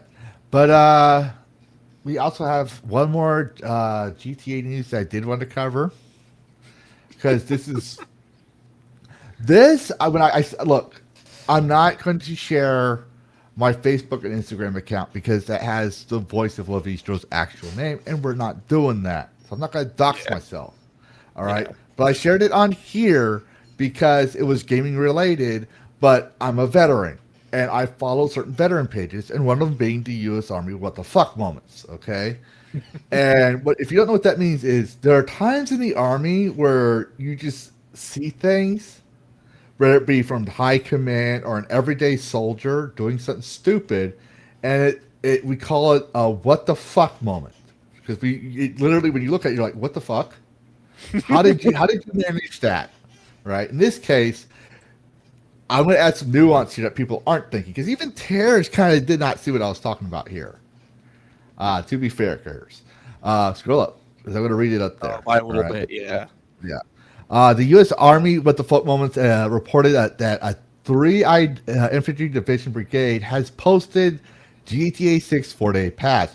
All eligible soldiers have to do is re-enlist for 2 to 6 years within August 1st and November 14th, 2026. 20 soldiers of 160 signed up. The pitch was designed by a new career counselor trying to brainstorm unconventional high morale rewards. Like, here's why my eye is twitching here. Was twitching here when I read this. All right, this is when I say my eye is twitching. That's my what the fuck moment. Okay. Yeah. When I re-enlisted, I got a K bar with the unit's insignia engraved on it. Shirts or a pint glass, coffee cups with the unit insignia. That's Spirit at core, okay? Like Spirit Pride, or basically Unit Pride. A tax-free selective retention bonus, and depending on where you're at, in wartime, I've seen retention bonuses between 10 to 40,000. Damn. Yeah, it depends. It's dependent because we're in the middle of a war. We want to keep our seasoned soldiers, right? Mm-hmm. So. Usually the 10 would be about an E4, whereas the higher pay would be like staff sergeant, E7, something like that, right? Someone who's not in it for life yet. Usually if you're in it for life, you'll probably get the maximum retention bonus. Guaranteed duty station of choice. So usually you can select the duty station wherever you want to go, and the Army will send you where they need you. But selecting a duty station of choice means that in your contract it'll say where you want to go, and they're going to try to make sure that there's a slot for you. The only way you don't go there, even if you have it, is if they don't have the slot for you, so they go to the next 2 on the list that you have. And they with that kind of a retention, they make sure you get your slot. They try to make they have it in your contract. And here they also have 4-day pass assurances. I say 4-day pass assurances. I never got any of my actual passes. Now here's why. I'm going to tell you why. This is why my eye is switching. Most of those people are probably going to re-enlist for the 4-day pass anyways and not get GTA 6. There are people that don't care about GTA 6, right? They're not giving them GTA. They just want the free pass day. That means they don't have to do CQ. They don't have to go in for wake up early. They get a 4-day weekend. Is basically what it is, right? I hope these soldiers got it in writing, because if not, the commander or the NCO will say, "What pass?" Anything you get in the military, if you're promising thing, if you go enlist in the military right now, and your recruiter says you're going to have airborne, you're going to have air assault, you're going to have all this, all that, you make sure it's in your contract before you fucking sign. When you enlist, same thing. People don't do that, but I did. I learned the first time. I learned my first mistake the first time. All right, because as every veteran knows, the battalion or division drops mandatory training exercise, or a national security issue like 9/11 happens on that date, those gaming passes are going straight into the paper shredder, pissing off those boys because it's a gamble. All right. Yep. Now, I actually shared the photo from What the Fuck Moments. That's the memorandum. This basically does not cost more money than paper and ink. So there was no taxpayer dollars already being wasted. It was basically an advertisement to get me people to sign up, because these guys, they're the recruit officers, right? They're retention officers. They're trying to make the unit's numbers look good. Like this unit's good because people are continuing to sign up for the military after the contract's over. So it makes the unit look good. That's their job. It's very corporate. The military, as much as it's not corporate, is still very corporate at the same time. So. Yes, Skytex, we can. Yes. Just not here. No. But yeah. This is YouTube. Go to Chaotic or Live Leak. Or onlygoats.com. Or onlyharams.com. You don't have to do Audio Akbar at onlyharams.com. Yeah. Yeah. But yeah, I didn't mean to throw character in shade. I'm just saying, like, a lot of people like Karis did not understand the context of this. They're focused on a GTA, not realizing, because someone actually said this just proves the military and video game companies are in cahoots together. No, it doesn't. Even I know that's not the case. Like, my thinking was, like, did someone, like, was there actual funds set aside? Like, I'm thinking, like, oh, did someone go to Congress, ask for, like, $25 million to be able to research this nonsense? Like, that was the thought process in my head of, like, no, please don't do that. Don't do that. Here's how the military budget works, and people don't realize this with the Constitution. When the military has no budget, they shut down the military. Yep. The thing is, because the Constitution says we're not supposed to really have a standing army. That's why they say a well-regulated militia. It means that Karis, when you get done with high school, you're gonna be expected to have your own tank or a gun or something along those lines, right? So if we do have to go to war, you do your training, and you're basically the National Guard citizen soldier, right? You do your training, and you do your little drills. You go back, and people say, "Oh, that's fascism." No, that's been the intent since the 1700s. Yeah. We weren't supposed to have a standing army. The problem is we realized that was not a good idea, and instead of ratifying the Constitution, we're just the easiest way to do this, because everyone disagrees with this, or they can't agree with it, or come to a decision. We're just going to go ahead and keep voting on a national budget.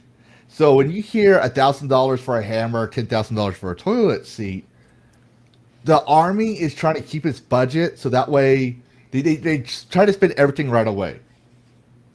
Okay? Yeah. So that way the next year the Congress can't go, "Oh, well, you spent $5,000 this one year, but last year you spent $4,995. So the budget's going to be $4,995 budget, even though they raised their own pay raises.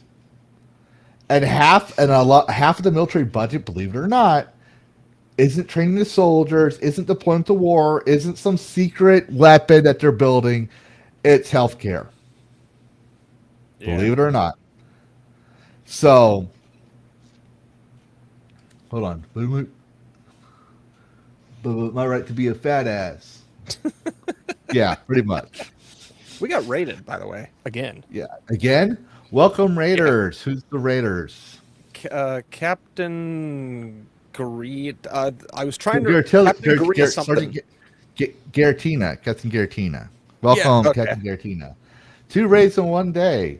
All right. I'm just not seeing it show up on here for some reason. I'm on the StreamYards. So, yes, thank you, Raiders, for coming. Please feel free to announce your raids so I definitely see them. I mean, that's how I see them. So I see that the chat go blow up. But, yeah, they're not... The U.S. Army will do anything to get their people to recruit, including take advantage of GTA. Right. It's going to work. It's going to work.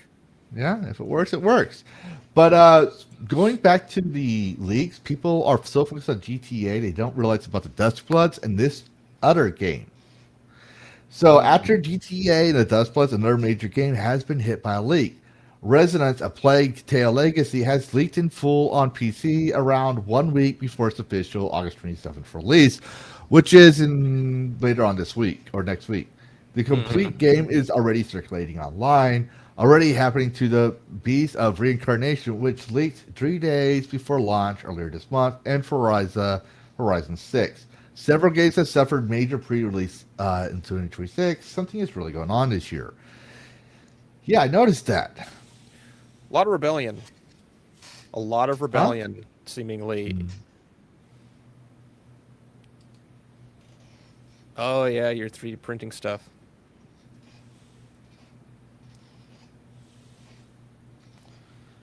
Oh, that's a good question. That's definitely a good question. But yeah, I thought that was interesting is that we have more people hacking the games, and people are like, "Yay, pirate site for me here and there." I'm like, I can understand the emulator because it's technically not stealing if it's abandonware. Yeah, but when it's something that's still on the market, I even if it's slop and I hate it, I might make news of it. I might like, haha, I just don't condone it. I'm sorry. I can't. I think people are taking the notch phrase if buying is and owning piracy is stealing as an excuse, not as a logical point. I don't remember hearing about this game either. Neither did I. I don't even think we covered it. Is that Natalie Portman? I wouldn't be surprised. Flat-chested Natalie. Oh, don't tell me, everybody, that y'all did not realize that about Natalie. Oh, she had boobs. No, she did it. Her boobs were flat. It's like Knightley.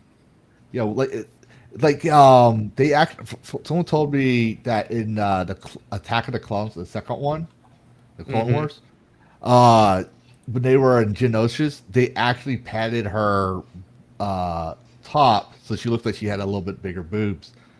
I can see that. Yeah.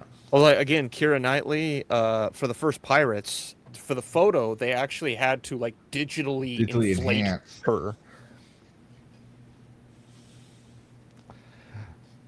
Okay, I don't know any of these people, but she was 16 when she was queen. You fuckhead. Amidala was 16.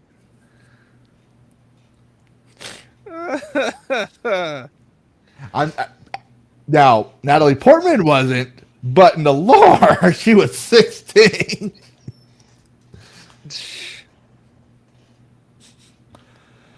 However, moving on. This one is a bit of a wall of text. Shout out to Super Sissy. Super Sissy debunks Alana Pierce's Tencent allegations of no blacks and bigger breasts in games. So, lies and propaganda in gaming media. Alana Pierce's Tencent allegation of no blacks and bigger breasts in games debunked.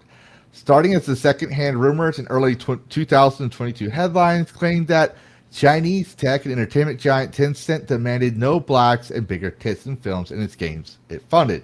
These reports stem from comments by game writer and journalist Alana Pierce. No surprise there. Closer examination shows that the story rests on unverified second-hand rumors that Pierce herself immediately qualified, followed by a clear denial from Tencent. No confirmed evidence has emerged for the company issued or enforced such arrests as policy. The claims originated in January 2022 Twitch interview Pierce gave with the SERPs. She said, "Well, that sounds like a fucking communist, fucking leftist platform." The SERPs. She said a friend had been involved with a film. Somebody told me that somebody told me that he said, she said, blah, blah, blah, basically. Tencent offered to fund or produce, and the conditions allegedly was no black people and bigger tits. Pierce suggested the similar preferences might also influence some AAA games, citing examples of requests for larger breasts or lighter skin on characters. She quickly walked back the remarks in the same conversation. Pierce described the information as what I've heard, rumors. And there was someone I covered not that long ago that I premiered yesterday that did some similar behavior. I'm just putting it out there. Just putting it out there. Added that she was not sure if any of this was true and refused to name any specific film or game out of concern she would be sued by Tencent. I mean, yeah, if you lie about it, you're going to be sued because lies aren't protected speech. You could be sued the fuck out of for lying, okay? Yeah. Defamation. No primary source, no named individual, no document, no identified production even surfaced. Scroll down a little bit more. Media reported the comments, frequently using sensational headlines. You could, mods, you can put this in there, support Super Sissy, all right? Y'all know me. I like doing deep research. And Sissy, she streams retro games. She's from Japan. And she's kind of like us. She's very neutral when it comes to culture war. She just focuses on games. But this deep dive and putting this out there, I'm going to cover it. I mean, kudos for that, all right? If Kara said it, I would say kudos for you, Kara. So it's not because she's an Asian woman with a pair of tits. I'm just pointing it out there that she did the deep dive. She's an Asian woman with a fucking brain. She's not just a pretty faced Twitch streamer. It's like, ha, I'm going to show my ass and play this Mario Kart game, streaming it on my ass. She's actually there's about the game. There was people that did that. I saw. I forget which one that did that. Well, But, there's boob controller, obviously, but butt controller? I haven't seen that. Yeah, I think I was going to show that today, but I was like, oh yeah, we showed that last week. So I was like, okay, we can't show this one.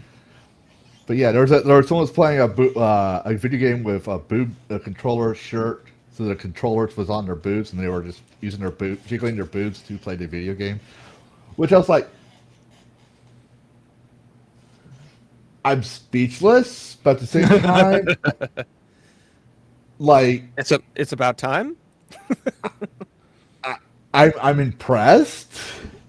It's like a reverse of I'm not mad, I'm impressed. Yeah. Here I'm speechless, like why? But at the same time, like I'm impressed. Like this is creative.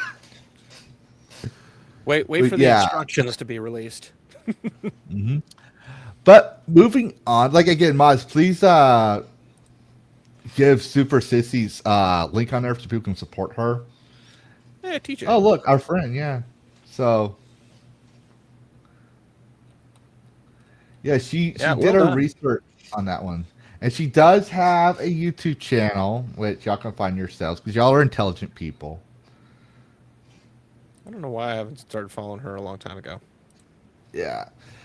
But moving on, last thing I want to show is people are chilling for Sony No Disc Good, and Legendary drops mentioning GOG. Yes, Legendary Drops. I kind of like the guy. He's more neutral when he covers games compared to we usually watch. GOG has an offline installer allowing permanent access. There is emulation, other stores, sailing the seven seas, blah, blah, blah, blah, blah, right? These are options, which I don't agree with the sailing the seven seas. I don't. That's piracy. But he's pointing out that this other guy said selling your PlayStation because they are no longer releasing discs and going to PC that already does not have discs is about the most moronic thing I've seen people do. Now, I'm going to say this. Discs in games, physical copies, if those go away for consoles, this is why me and Cats will not see eye to eye on. As much as I respect her choices and respect her, we'll never see eye to eye on this one. Because she always goes after the consoles. I don't give a shit about the console PC master race. Play the games your way. Yeah. But if the consoles get rid of the disc, then the last shred of you owning your games is gone. Yes, you could point out that there are discs that say still requires online gameplay. Yes, you can say that. You can point that out. But then there are discs that are still out there that don't. You as a consumer need to do a smart buy. All right.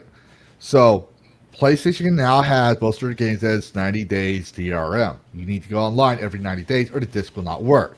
Right? We discovered this. And this was planned since 2013. But there are still some games that you can still play on PlayStation 5 from what I heard that don't have that. Right? So yeah, selling your entire console because that makes no point. However, take it offline and play the games you can play online or offline and sell those games that you can't play offline away. Right? That's the smart thing to do. But however, the reason why PC has options and where Electric Drops is correct, because I agree with them, right? And this is where I still disagree with Cass, is Steam is like Xbox. GOG is like PlayStation. And you can say, well, why can't GOG be Xbox? Okay, fine. Make up your mind. I don't care. I'm just saying they're like consoles on the PC. Yep. Okay? It's a different market set. Me and Karis, when we were doing his Pixel Talks, I'm sitting there looking through GOG. All right? And I found some games on there that were on Steam, and so did Karis. We also found out that you can connect your Discord and Steam to GOG. And we also covered there's a way to transfer your games from GOG to Steam.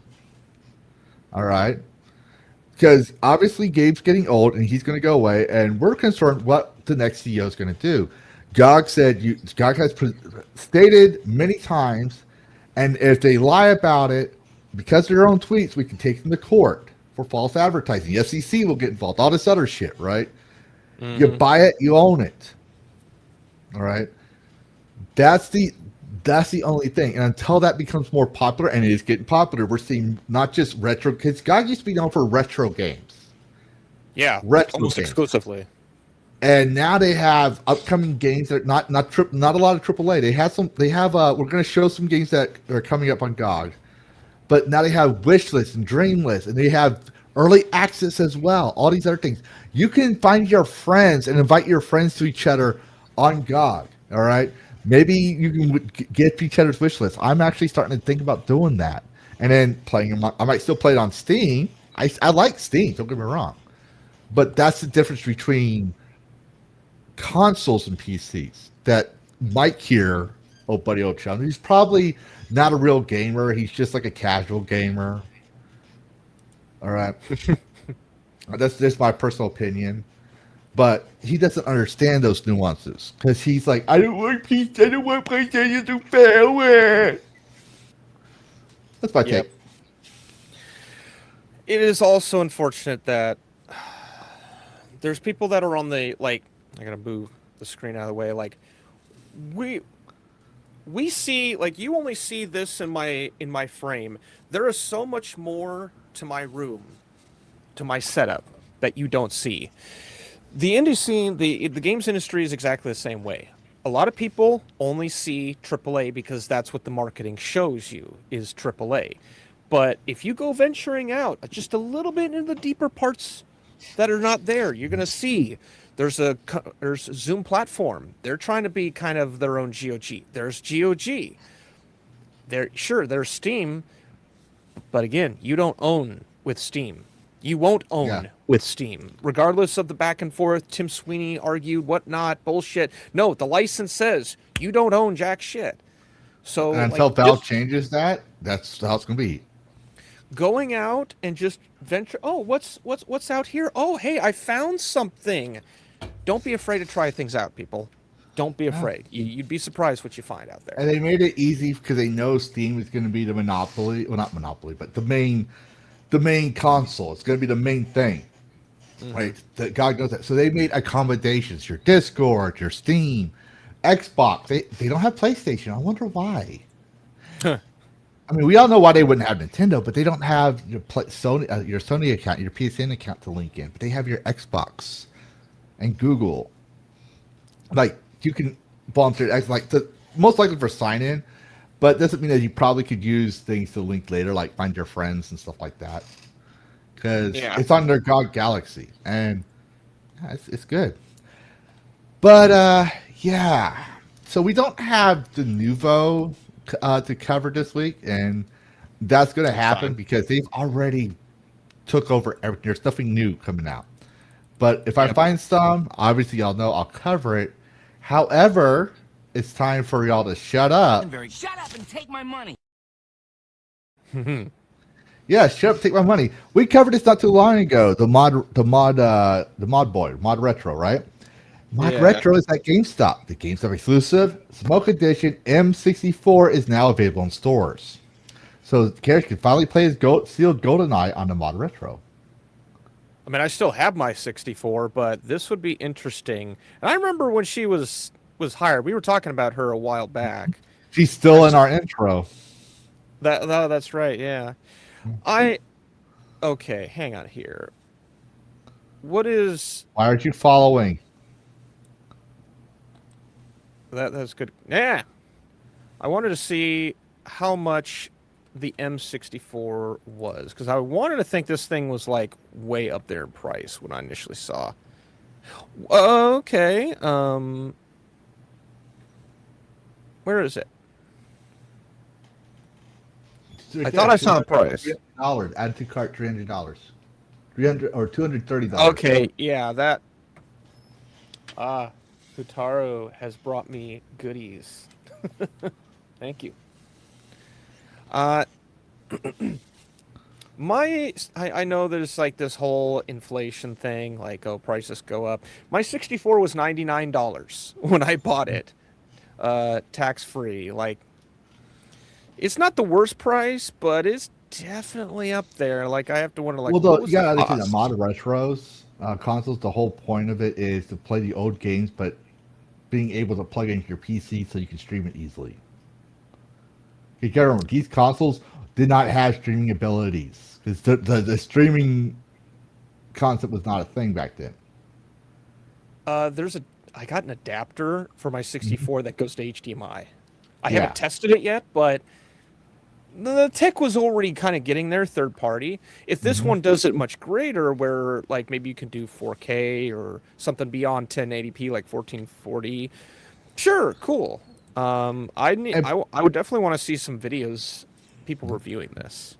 And people, the mod retros, mod boy, or was it retro boy, or whatever it's called, the original console, handheld console. You could play Game Boy games on there, but also they had a lineup of old games like Rayman and stuff that they were able to remake for that one. So they could happen here with the mod retro as well. Interesting. So just something to point out there. And they were journalists and AAA tried to get them canceled, and activists, because apparently the guy that owns it had like some military contracting jobs in the past, or still does do like on the side or something like that. Something about military and contracts, and because of that, he was working for he works for the government, and by that, since he works for the government, works with the government or contracted by the government, that means he supports Trump or something like that. I don't know. I don't do politics. I don't care about politics unless you start shaming your customers. Then I'll care. Here, mod retro. some people are if you want to make sure that if you're afraid that when you get on eBay it's going to be a piece of shit or something like that, or you'll get scammed, go get Mod Retro. Yeah, you are dealing with new versus questionably old.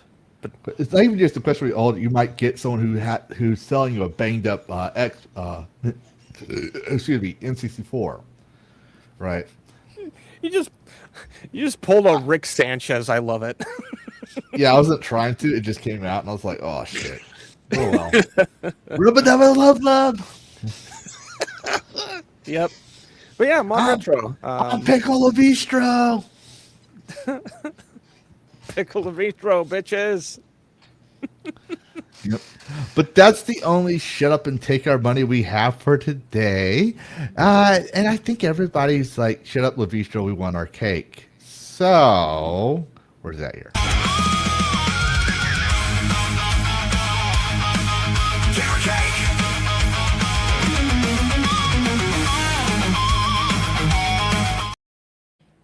Trigger warning, if you're I hate AI, you're not going to love your cake. But for everyone else, let's start with this one. This is Oblerus' savior as dev. Implementing the combat AI reactive defense system to create more engaging combat. We built a system where NPCs detect incoming attacks and perform dodges, blocks, parries, blah, blah, blah. Depending on the enemy type, they execute different defensive actions. The video shows the dodge case. The thief-type enemies attempt to preemptively evade attacks from targets they are focusing on. It includes individual cooldowns. This reduces the number of NPCs and includes the companies that just stand there repeatedly attacking. I put this in Gamer Cake because look at the player character's avatar. I mean, very feminine. And it kind of reminds me of the old arcade games. It looks good. Or even like the turtle, like the NES Turtles. Yes. I was just thinking that. I was watching the animation speed. I was like, this is AI, huh? Like, no, the combat AI. It's not like AI. Oh, the combat AI. Yeah. Now, okay. This is where the stupidity kicks in. Half-Life came out in 98. It has AI. How else would you fight the enemies if they were just like, boop, boop, boop, beep, we can't do things? Combat has always had some sort of AI. It was probably scriptive. It might have been a database, but it was always like an and/or kind of situation. For some reason now, the combat AI, is it actually AI? Well, I'm not going to play it. It's like, fucking hell, people. Do you want fun games or not? The main stance for the AI, bro, or the AI controversy is if it's generative AI. That's the main thing. But then some people, because they don't research things, just like the whole purple lighting people, they don't research things. They don't understand color theory, color psychology. They think if it's AI, it means generative AI. Because you're stupid. I'm sorry, but you're stupid if you think that way. I'm not going to sugarcoat it. It's sad. But this looks good. Yeah. Drunk with power. He doesn't say what kind of drunkenness. The drunkenness with power. Yep. Yeah. See, even Sonya wants cake. Yeah. So, but if this isn't, I also got something else on here. I forgot about this game, so I had to add it in here. Oh yeah. You see exactly what I'm talking about. Fun fact: the heart tattoo indicates your health. This already exists. It's called Trespasser. And the context is someone said, what if Doom and Lara, what if they made Tomb Raider with Doom in first place? They could call it Doom Raider, right? Doom Raider. And Time Proof said, this already exists. It's called Trespasser. And one fun fact about it is that the heart tattoo indicates your health. So when you can look down at your heart, the boobs, all right? Yep. That's your health, the heart tattoo. Here, this game was made in 98. Okay? Yep. This game was made in 98. And for those that are like, I wish this game existed. Good news. You can go on GOG right now. It's on their dream list. You can vote for it to come out. Just putting it out there. I tried to see if it was still available on Steam because I forgot this game existed, and I was like, oh, please tell me it's on Steam or something. No. The only way we're going to get this is if it goes on GOG. I saw this, and I don't think people Of course got... you would, you pervert. I made a comment, and where was it? Is this the same one? I made a comment of... Because we use the quote tweet of the quote tweet of the tweet. Okay, so it's probably here.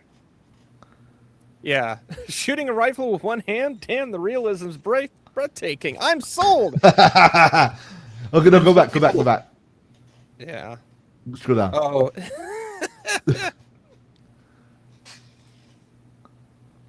Yep. We need that coming back again. We do. Way to make Oh, yep. Karis feel old. I don't think people... some people probably didn't get my sarcasm for my comment. Time to do a debunking video shooting an AK-47 one-handed. Yeah.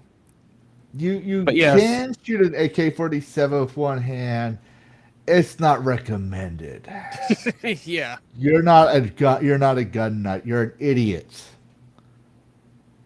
I can Also, shoot an there's, like- AK-47 with one hand. Yes, you can. Should you do it? No. No. Klishnikov made this weapon very powerful.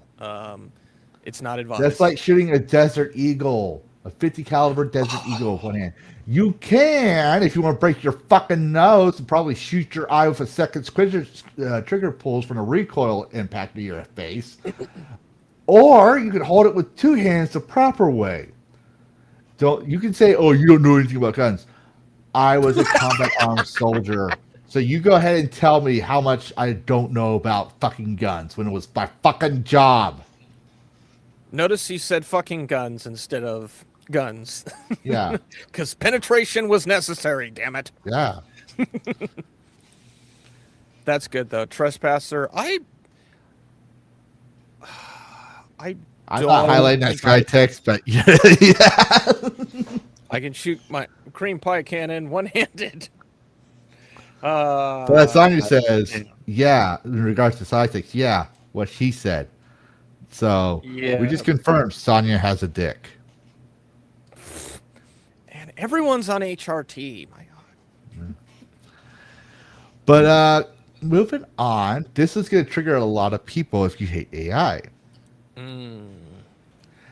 This is shared to me by Karis in our DragonCast chat. AI text to animation working well. I created an entire pipeline around 3D asset generation, algo rigging, and then text to animation generation. That means that this animator used AI to help streamline the process. No human was replaced. All right? Yep. Look at this. I mean, you saw it already, but I was like, this looks just as good as regular, animators. Yeah, like and you see, yeah, the generation being done. Like this is the sort of thing that I have been waiting for years. Mm-hmm. When someone says, "Oh, AI is going to make games for us," this is what I want to see. I want to see AI making the assets, making the world, making the shit that can be utilized in the editor, be it Unity, Unreal, Godot, GDevelop, fucking Source Engine 2. I want to see how AI is going to be utilized in the making. So many people are talking, like we were talking before, the textures. Fuck that shit. This is the bones and the fucking foundation of the game. I looked it up. Yeah? Yeah, the link's with it as well. There you go. No, go ahead, click on it. I gotta... Yeah. Oh, is it here? Where you said there's... Oh, I already know AI generated adult videos exist. No. The one that says link sorcerers.games. Oh, this, yeah. This is the stuff slop artists hate. I want to do my own. I want to control the narrative of the games. I want to. I can only make this. What's that? The foreign figure in what was it? The Goonies. Lurch. No. Lurch. They make not Lurch. Was it Lurch? No, Lurch was Adam's Family. Oh fuck! Holy But you know what I'm talking about. There's a foreign figure. yeah. They got locked up in the basement and all that stuff, right?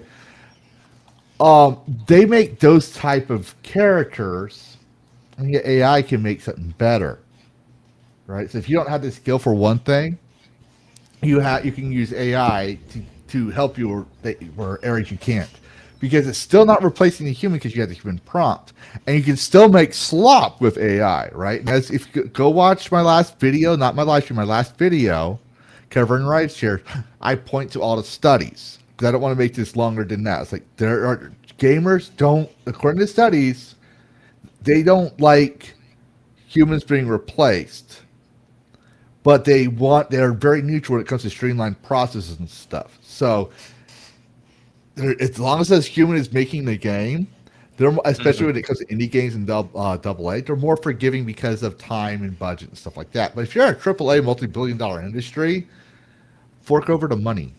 Oh, and look who lives. Ish. Hey, Scaly. Also, it was Sloth. I looked him up. I don't know, Shadow Warden, but the links in the chat, so you could try it out yourself and see. I'm not going to say, I'm not condoning or endorsing. I'm just saying this is what we found out from a quick look and review. It looks legit because there are shady stuff. So I'm going to say be careful when you go to these AI places. All right, but it looks like you can. All right. AI game masters are becoming a thing. I'm actually looking into it. I haven't done anything yet because I haven't looked into how bad the AI controversy is.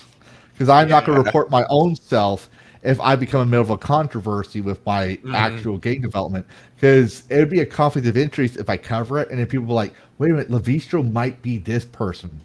So it's one of those type of things. Yeah. So It's good though. I'm gonna take a look at this as well. Maybe I can 3Dify my little avatar guy. Who knows? Yeah, but moving on, we got a goth lady vampire huntress. What? Come on. No, that's not it. That's by the way, that's the scroll with the gun account. Oh yeah. Here, let me see if I can, because I copy pasted the text. So let me see if I can. I knew I was good because I forgot to save this. I was in a rush.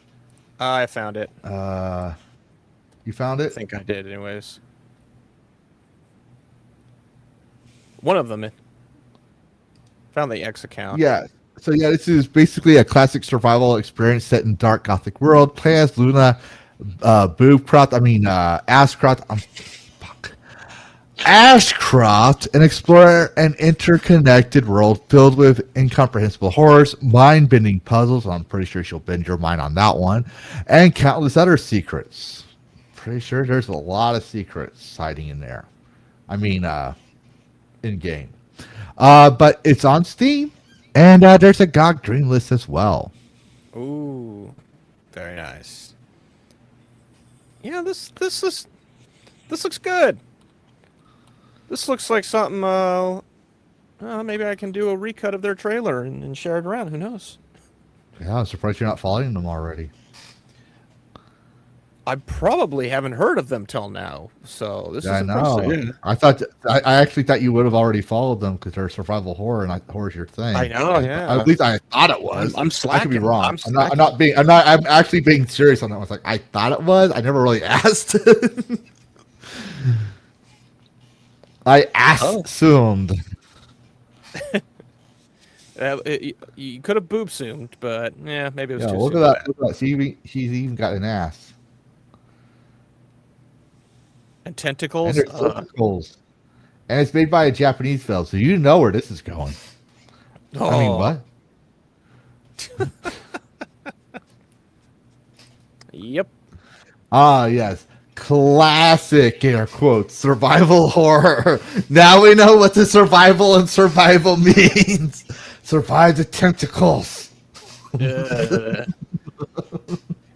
I keep thinking up the DYE music video. It's made like in anime style, and it's just like absolute chaos in a swimming pool, tentacle monsters just like murdering high schoolers. It's like, what the fuck is even happening? It's a great music video. Go watch it. DYE something. I don't remember the name of the song, but you'll know when you found it. Whoop, smack my mic. And we have some Valkyria Chronicles news. So yeah, Valkyria Winter news. Appropriate uniform for the weather. For the makers of Sonic the Hedgehog VC4, a continent engulfed in bitter flames of war, Commander Claude Wallace and his childhood friends set out to fight in a desperate war, but bone-chilling blizzards, waves of Imperial soldiers, not the Star Wars type, and godlike powers of the Valkyria Winter stand between them and a victory. It's on Steam and the God Dreamless as well. And we have Lenny. Very cool. Hi, Lenny. Welcome, Lenny. Lenny! Sorry, old habit. Yep. But yes, so mostly positive reviews by Sega, and there's a publisher sale today. Ooh, yeah. But so the last two happened. Sword and Slippers went up from 225 million views on Rapunzel and 250K Steam wish list since they've opened up their Steam page last week. This is the second time. Well, we've been covering them. I've been covering them for almost the whole time I started DragonCast. I started them since the time they announced their Patreon and stuff. Not that I'm just saying that's how long I've been covering it. And they had a base following, a good following on Patreon. Now that they're on Steam, they're blasting out. If they're getting this many wish lists right now in 2 weeks, I hope their game is up to snuff. I really, really fucking do. Because if they're going this fast, that means that they'll probably be one of the most wish-listed indie games before they launch. I'm not saying they're going to be Subnautica 2, but this is a demand people have been asking for a while. It's not a sex game. No. You can call it a gooner game, but reality is this is what we just showed in the 90s. This would pass for the 90s. There's nothing wrong with it. All right. And she's using her hair as an attack. You got your classic fairy tales, classic tasteful type era dresses with a little bit of cleavage. Not much. So, yeah.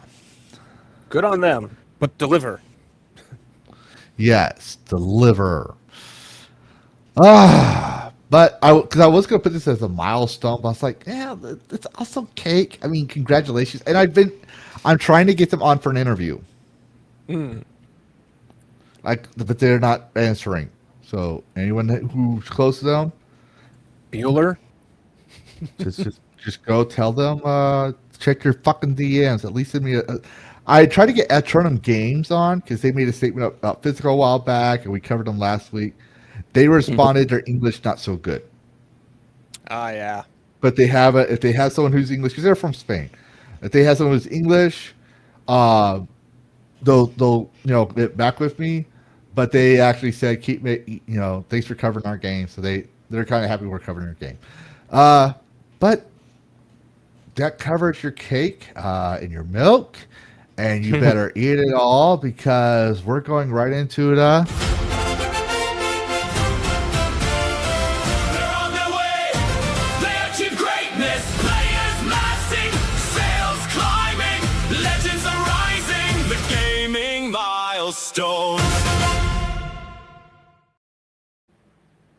Yes, the gaming milestones. We'll recover the community that makes changes in our community, and in this case the environment, as well as popular game milestones, all that kind of stuff. And in this case, I'm not environmentalist. I just care about my environment to a certain extent. Recycle. I like clean water, stuff like that. So I'm not like we need to stop drinking from drinking straws because of sea turtles, and we need to stop this because it damages the mating rituals of the endangered hoot owl. No, I don't care. I care about is the fact that these Subnautica, they actually do care about aquatic environments. We've known that for a while. They make that pretty clear since the first game that their ecosystem does not respawn. All right, so you have to make your choices. They spent they spent their money and made a promotion of their own. They funded it themselves and stuff, right, to help clean up the ocean. So they're donating $100,000 to the ocean cleanup because of viewer player support. So they didn't lobby the politicians to make a law to force us to do anything. They did it themselves, just like with Warhorse about using a proceed of the funds from Kingdom Come Deliverance to help repair and preserve castles that were featured in their game. Nice. So, good on them. But you remember the SSD card games? I do. Someone made a 3D printed floppy disk. A player transferred his entire collection onto floppy disk and now uses them like cartridges. He just needs to insert a floppy disk corresponding to the game into his PC. I'm actually surprised. I never looked it up. I'm actually surprised they still have working floppy disk drives. I don't think they're real. I think I need a where's the we got to roll this. I just saw this today. Okay, it's a floppy, but it's got to have something like an SD card that actually is like. There's got to be more to it. Yeah, I know. There's no way on God, unless those are save files. There's no way on God's green earth today's modern games are going to fit on one single floppy disk. Hell, no. Star Wars TIE Fighter was 5 to 10 floppy disks, if I remember. Memorex, yeah, that's where. It's Memorex. It's the fuck is that? SMD, something SMD. So it's a very specific card that holds. I mean, if Cyberpunk 2077 can fit on that shit, then yeah. There's probably a hidden SD card or something on there, or something. But that's what I thought until I saw this. That's a floppy drive. 2S HD disk. The hell is that? High density. Oh, boo-hoo. Yes, thank you, Scaly. I knew that was 5 or something. Because I remember inserting, I remember it was more than one. Because I was like, wow, there's 5 discs. Because I usually had a shareware disc with like other things. They actually still sell them? Wow. I learned something new today, folks. What's the size, the specs on this thing? Give me, like, information. Wait.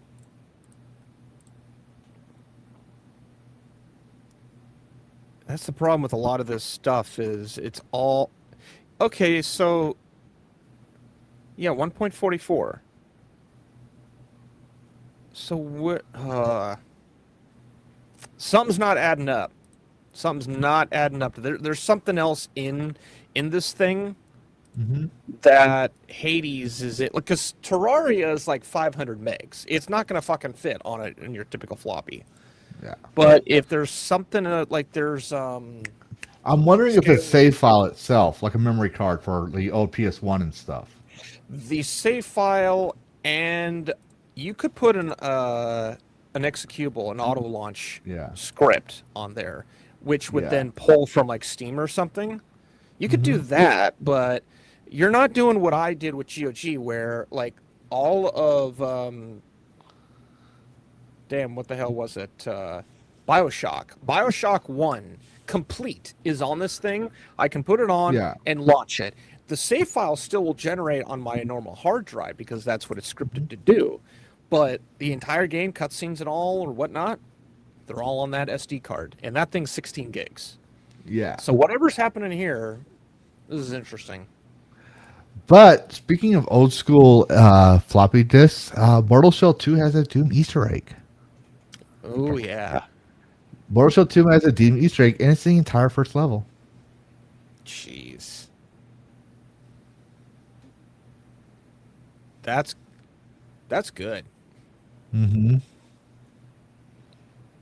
This is like the kind of thing that I tried to do at TFC once. I tried to remake Rock 2 in Team Fortress 2 aesthetic, and trying to go by memory it was tough. So For those who don't know, they're showing you Mortal Shell first and then the Doom level. yeah. If you're like, I'm not saying it. Yeah, because they're showing Mortal Shell and then Doom.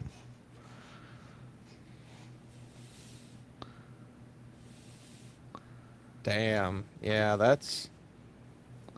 I think it would probably click ease. Well, it would make more sense if it was brighter lit, but I think the point is it's a dark level. You're only going to recognize it maybe if you go around certain areas like, wait, I know these stairs kind of thing. Yeah. This is... But also, Mortal Shell is on GOG stream list. So, Go vote it out there. if you want. This was going to be this was a little different, so bear with me. Sony has restored Terranox Games access to PlayStation developers' account and previously ending its agreement to Indie Studio without giving a reason. So earlier this week, Sony had removed Terranox Games from the store without any notice.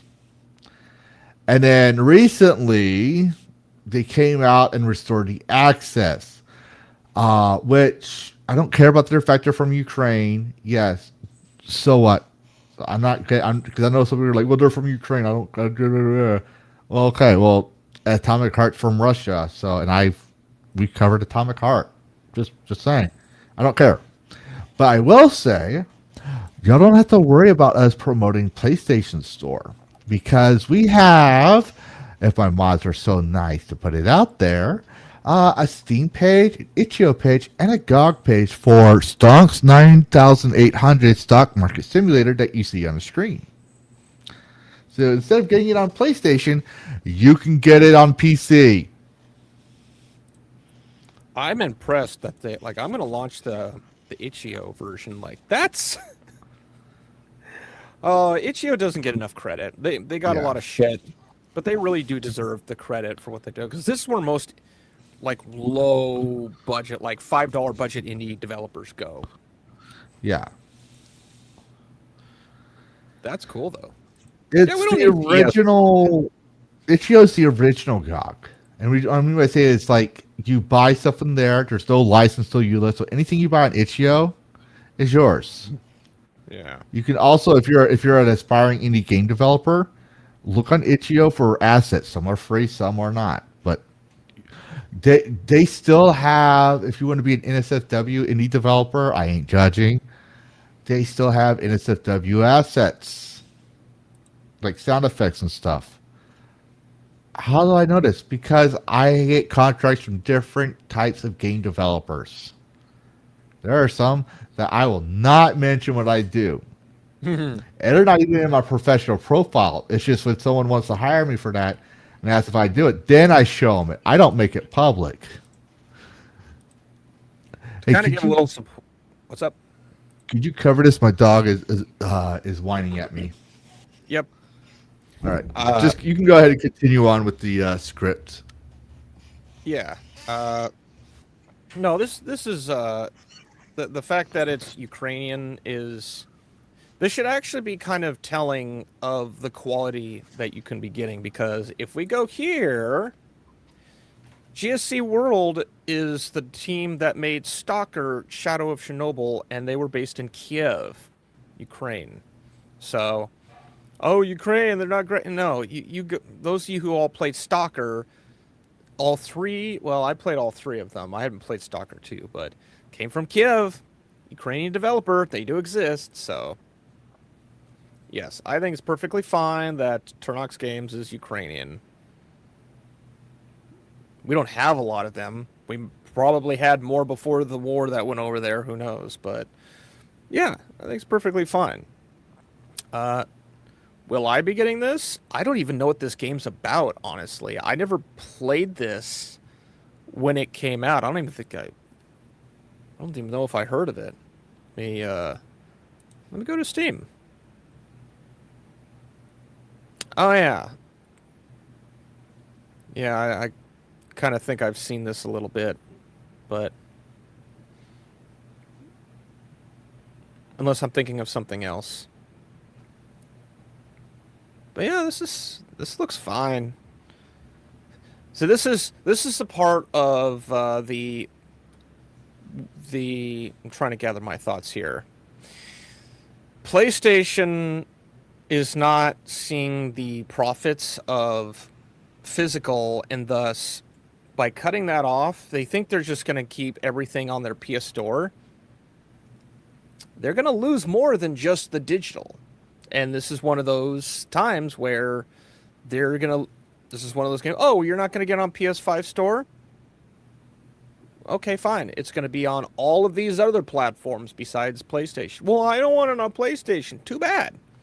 PlayStation don't care. They really don't. And if they're not going to care, developers want to go somewhere where someone's going to care about them. PlayStation don't care, or Sony don't care. Fine. They can go elsewhere. No research needed. Speaking of research, Sonia, will you do the research to see which is better, pumpkin spice oatmeal cream pies, nutter butter cream pies, or OG cream pies? I know I read that backwards. I don't care. Somehow I can imagine they would all be good in their own innumerable way. Which one is more moist? No, at this point, it's which one is more dry. Which is probably going to be a lot of them. Because those kinds of snacks, I'm getting off topic. But those kinds of snacks are all typically very dry. But even though, yeah, this is early access, you can get it right now, actually. $7. And where was... Yeah, I have the right one. Is it actually pay? Yes, it's the same price on GOG. So I would say get it on GOG. Because you're going to own it. And short of a massive apocalypse, this is never going to be taken off GOG. If you download the whole thing, it won't even be taken off of your hard drive. Because GOG can't do anything about it. And I've always thought of this argument if someone would say, well, what if they put a secret backdoor in there that nukes it? Like, data miners would have sniffed that shit out from GOG 10 fucking years ago. It doesn't exist. If there are people, again, if there are people that can crack de novo and find out all the bullshit, somebody would have gone through all these downloaders and they would have found a piece of code, either a Mutahar, a Kitboga, somebody would have sniffed out a secret backdoor deleter in all the GOG shit.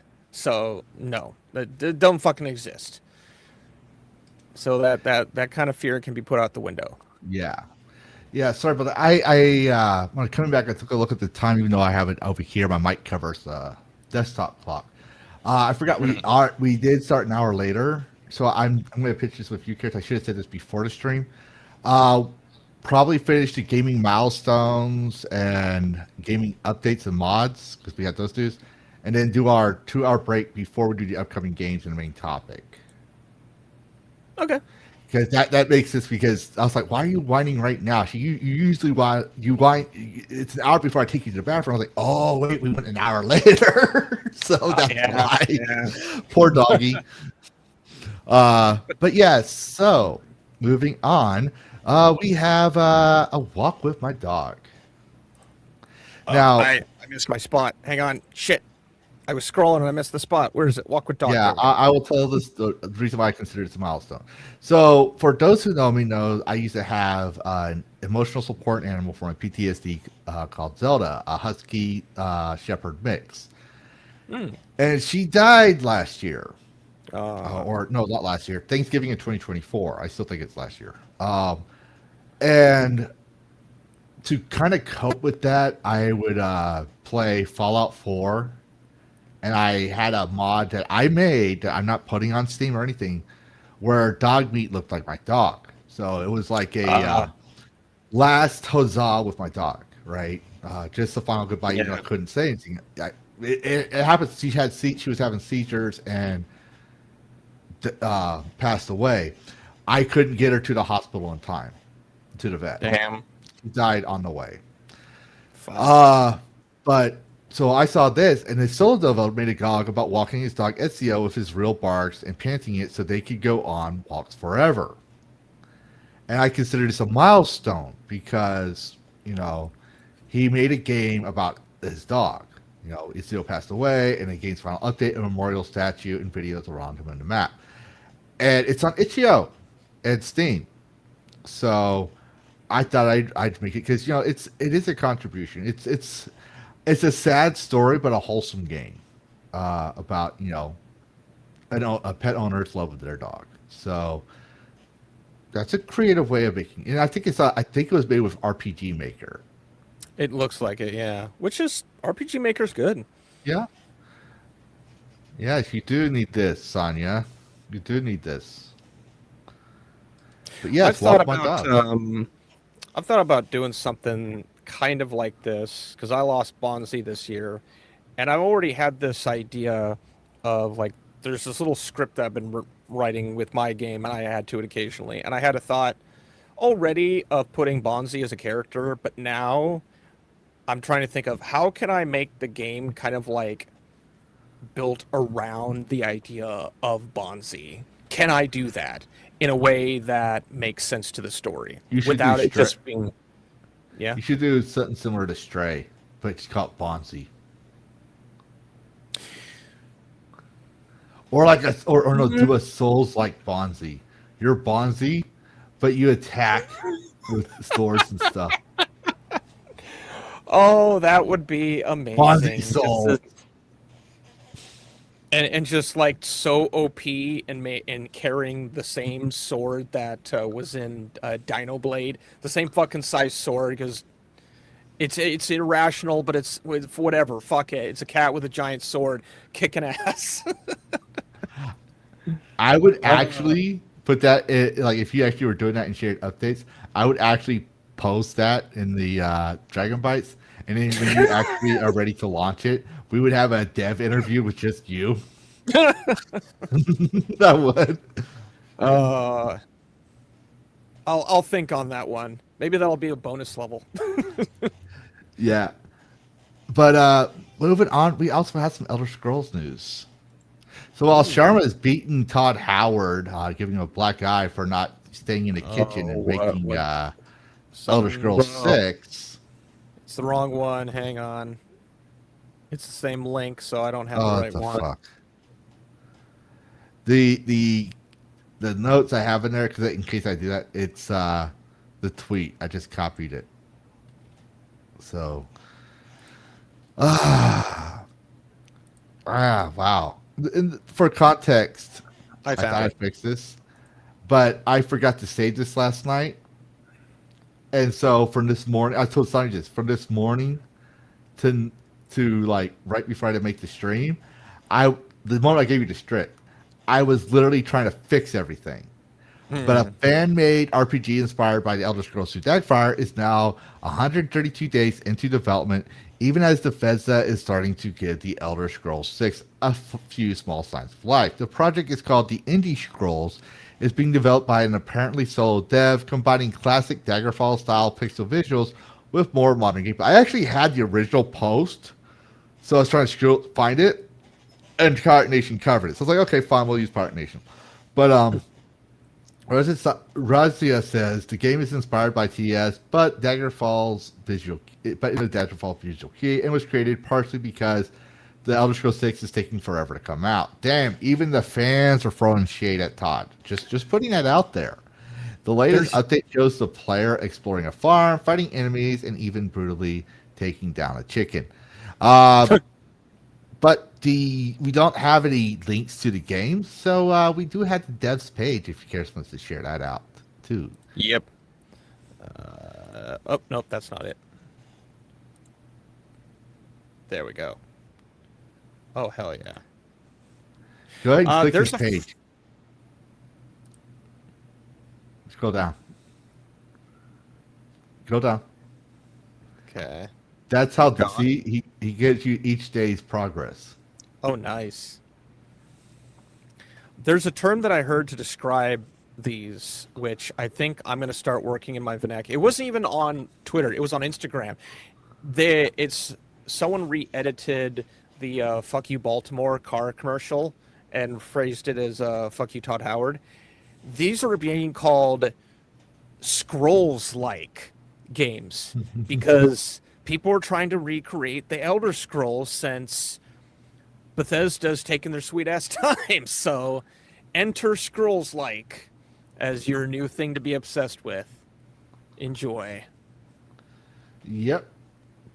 I actually thought it was pretty cool. And I was like, oh, this is kind of cool. I'd actually play this. Damn, that I gotta roll that back. Hang on, look at that.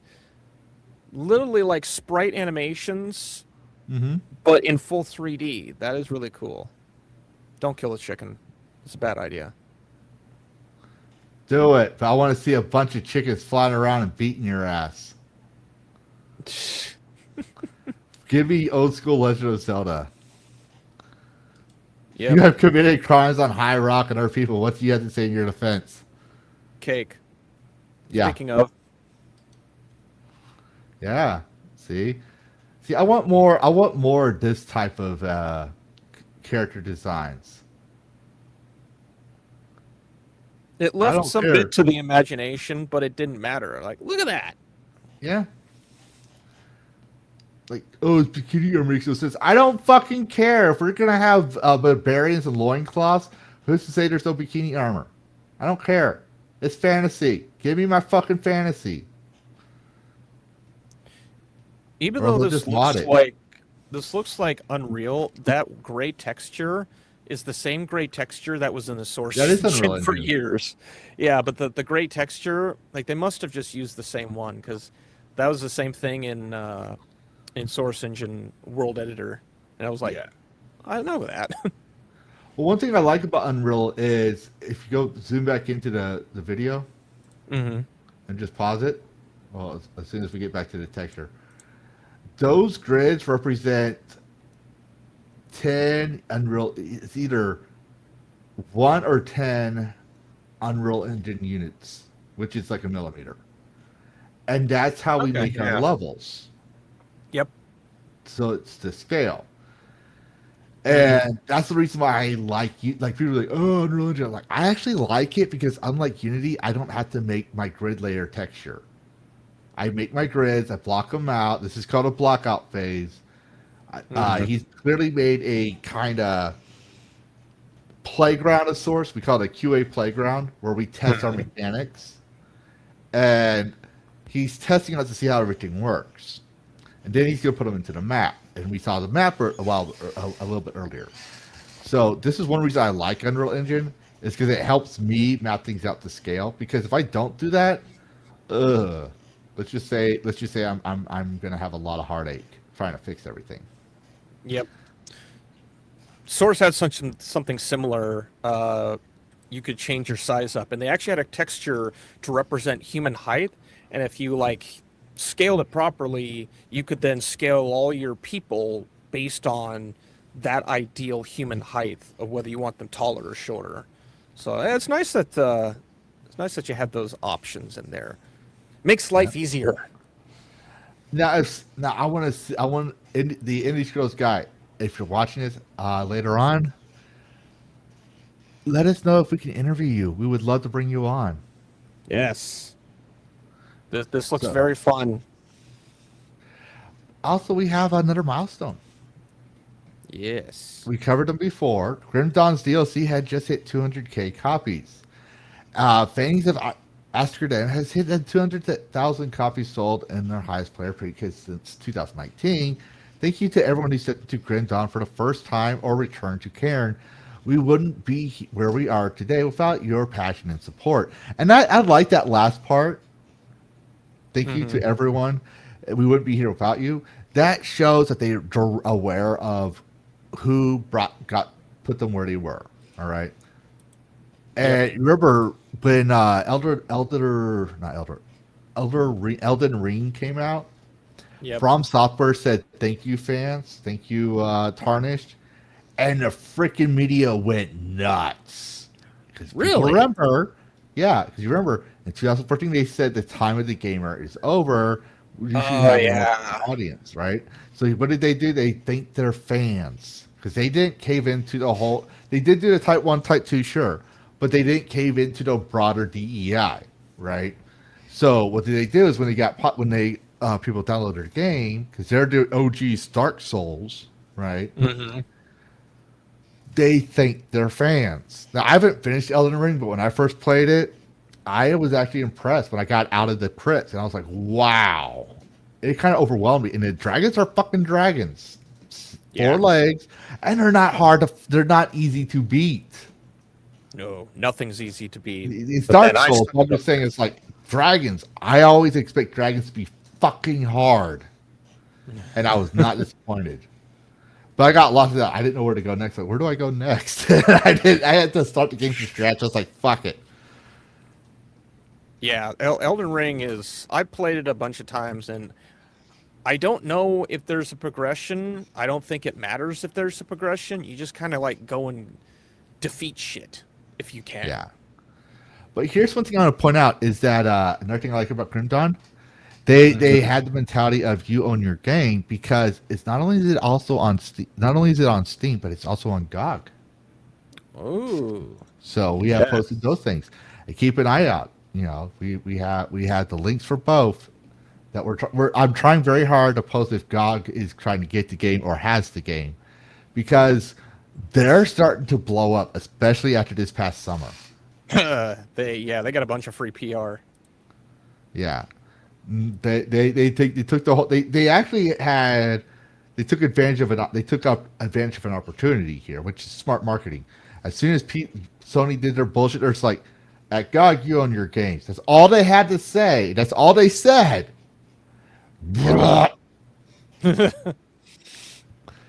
Speaking of which, we have one from Flick. Yes. So Flick, I'm trying to get Kid the Dev on here. I sent him an email. He goes, "I did it, Mom and Dad. I finally got a 1337 G4 MER. And with that outdated reference, I suddenly feel my knees crack and my back pain spread. Thanks for the wish list, guys." Yes, they made 1,337 wish lists. And for an indie gamer, that's still impressive, because the average is about 10 to 50, usually. Sadly, yeah. That's why we say 10K. We want AAA to do more than 10K, because indies the more popular indies, obviously, are starting to get that way. They're starting to get famous. And if you're getting 1,000, even 500, even 100, I'm going to acknowledge 100 for an indie, a smaller indie. I'm going to acknowledge 500, because, especially for solo, that's impressive. So, 500 people or more have said, "I want this. I will pay money for this." Now, about 10% usually turns into actual game sales. Mm-hmm. But I got to try the game. I wasn't able to stream it, unfortunately, but I did play the playtest. And it's good. I will say that. It's good. I liked it. Nice. So, yeah. Do I still have... I know I didn't get the opportunity at the time, but I'm curious if it's still... I'll probably turn this to a short and then post it onto his thing if you want to be my friend. It's like, yeah, we want to cover your game so bad, we actually made a short of it. Check your emails. That's what I'm going to tell them. The playtest is still open, so Yeah. you guys might be able to get into it. And it's also on GOG's wish list. Which, if y'all tell him, say, "Hey, go talk to Levitro. He's been trying to get you on for an interview." One thing we're going to ask him is, can you put it on GOG? That literally will. While people are doing the wish list is like the most popular game wish list is the one that gets they try to add to GOG. However, if the devs themselves say to GOG, we'd like to put our game on your marketplace, it streamlines the process. See where I'm getting at here, people? Yep.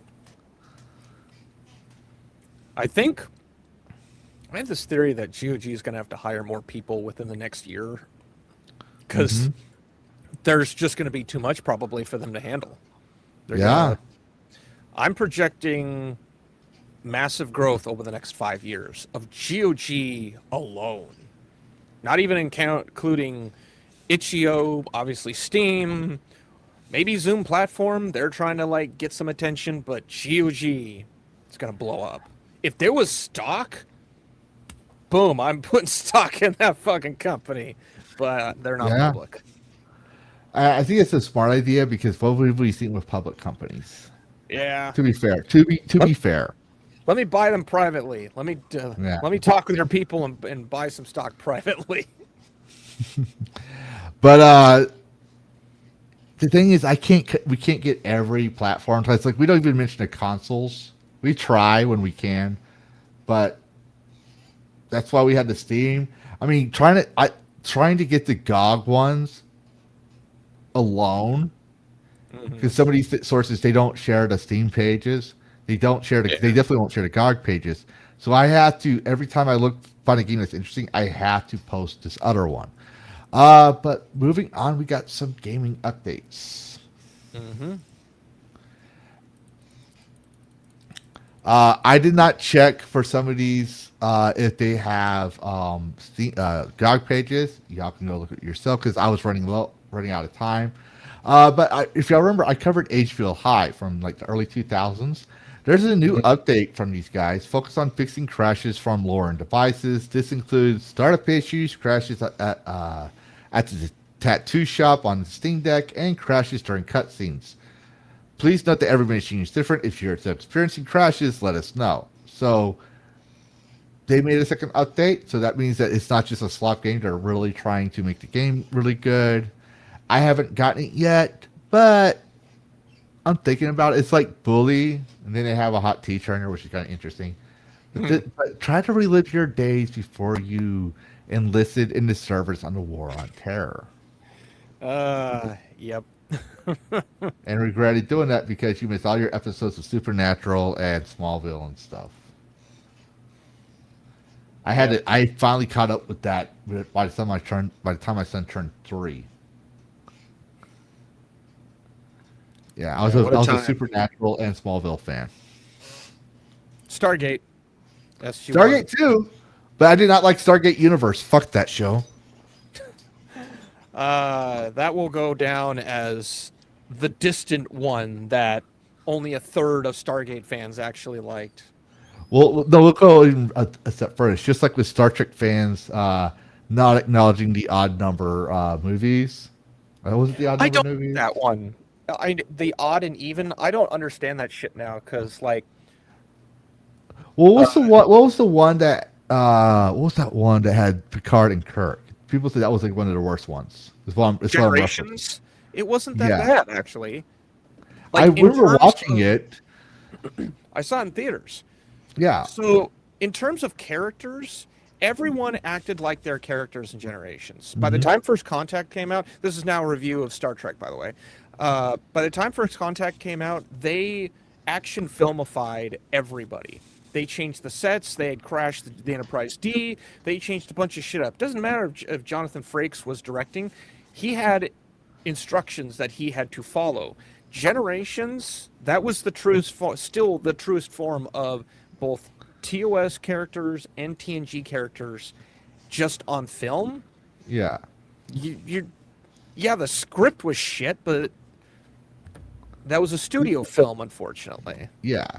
I mean, I didn't have a problem with the characters. Data still felt like Data. Picard still felt like a card. I will say Will Shatner's Kirk was probably better than his TV show run. I hated. Absolutely. I hated the OG Star Trek. I know heresy. I get it, Trekkies. I understand. But I liked the Next Generation. I liked it better than Voyager. I like Voyager better than Deep Space Nine. I dropped out of being interested in Star Trek by the time Enterprise hit, and I never went back. I did not like Enterprise. Enterprise had the TNG issue where it didn't. Apparently, I didn't see it.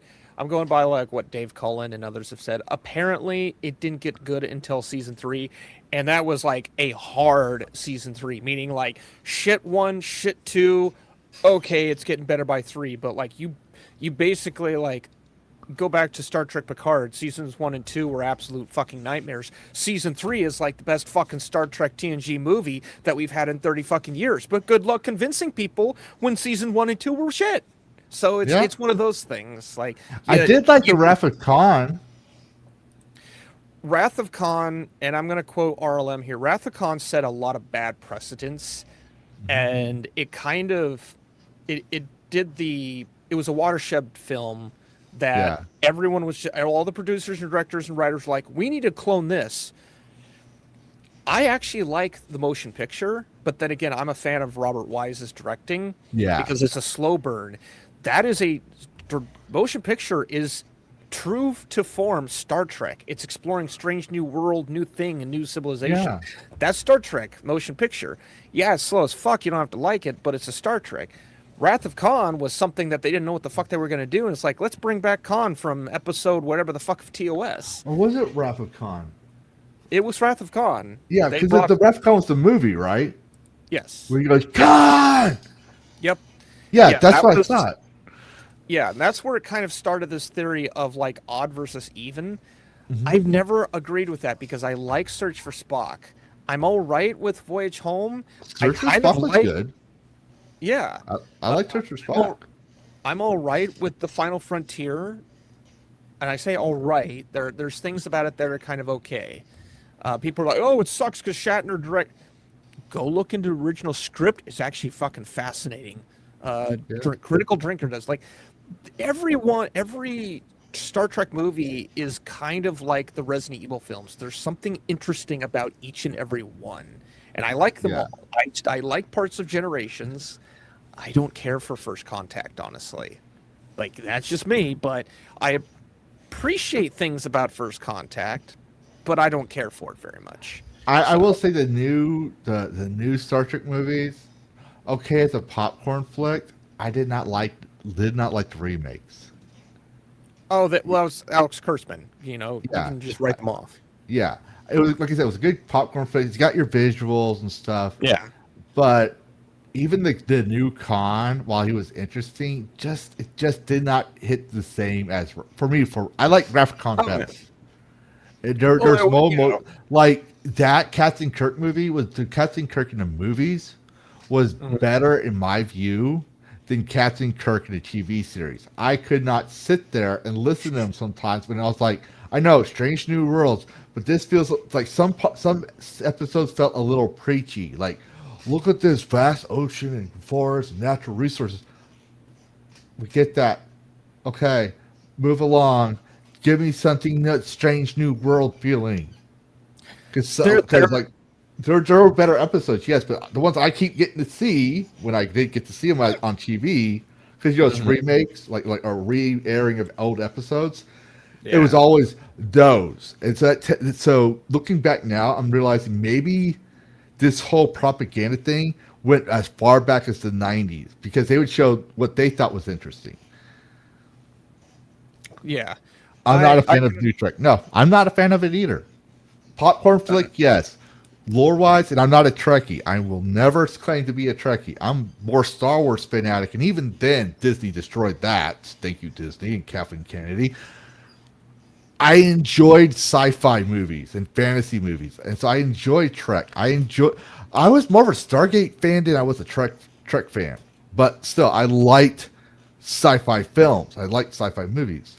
I already knew you were a Trekkie.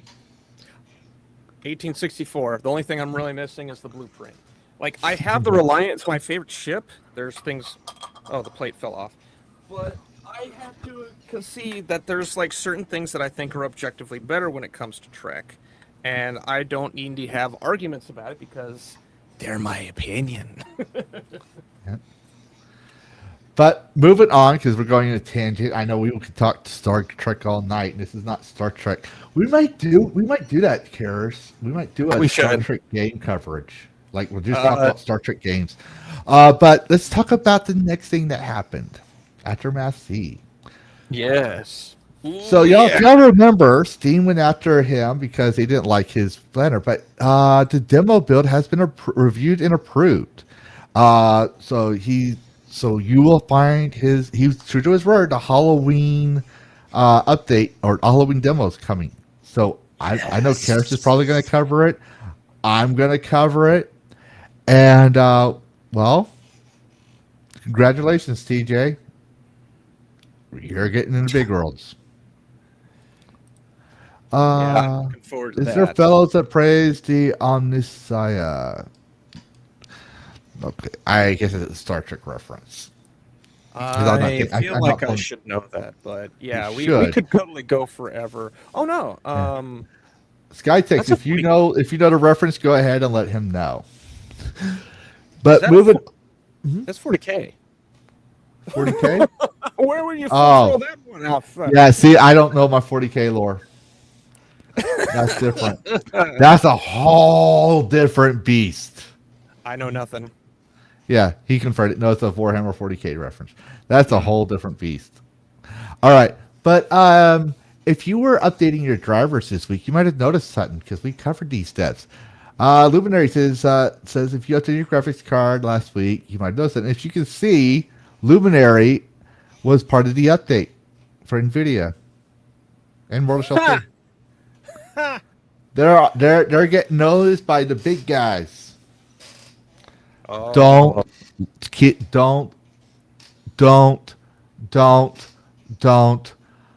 Don't forget where you are, Keith.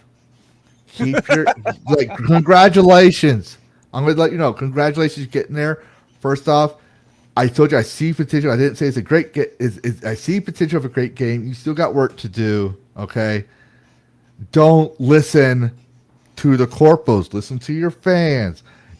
Focus on your game. Okay. Keith, yeah, he's the developer. Shadow Warden. He's the developer of Luminary. We had him on an interview. I actually have my details where we contacted each other in DMs. But definitely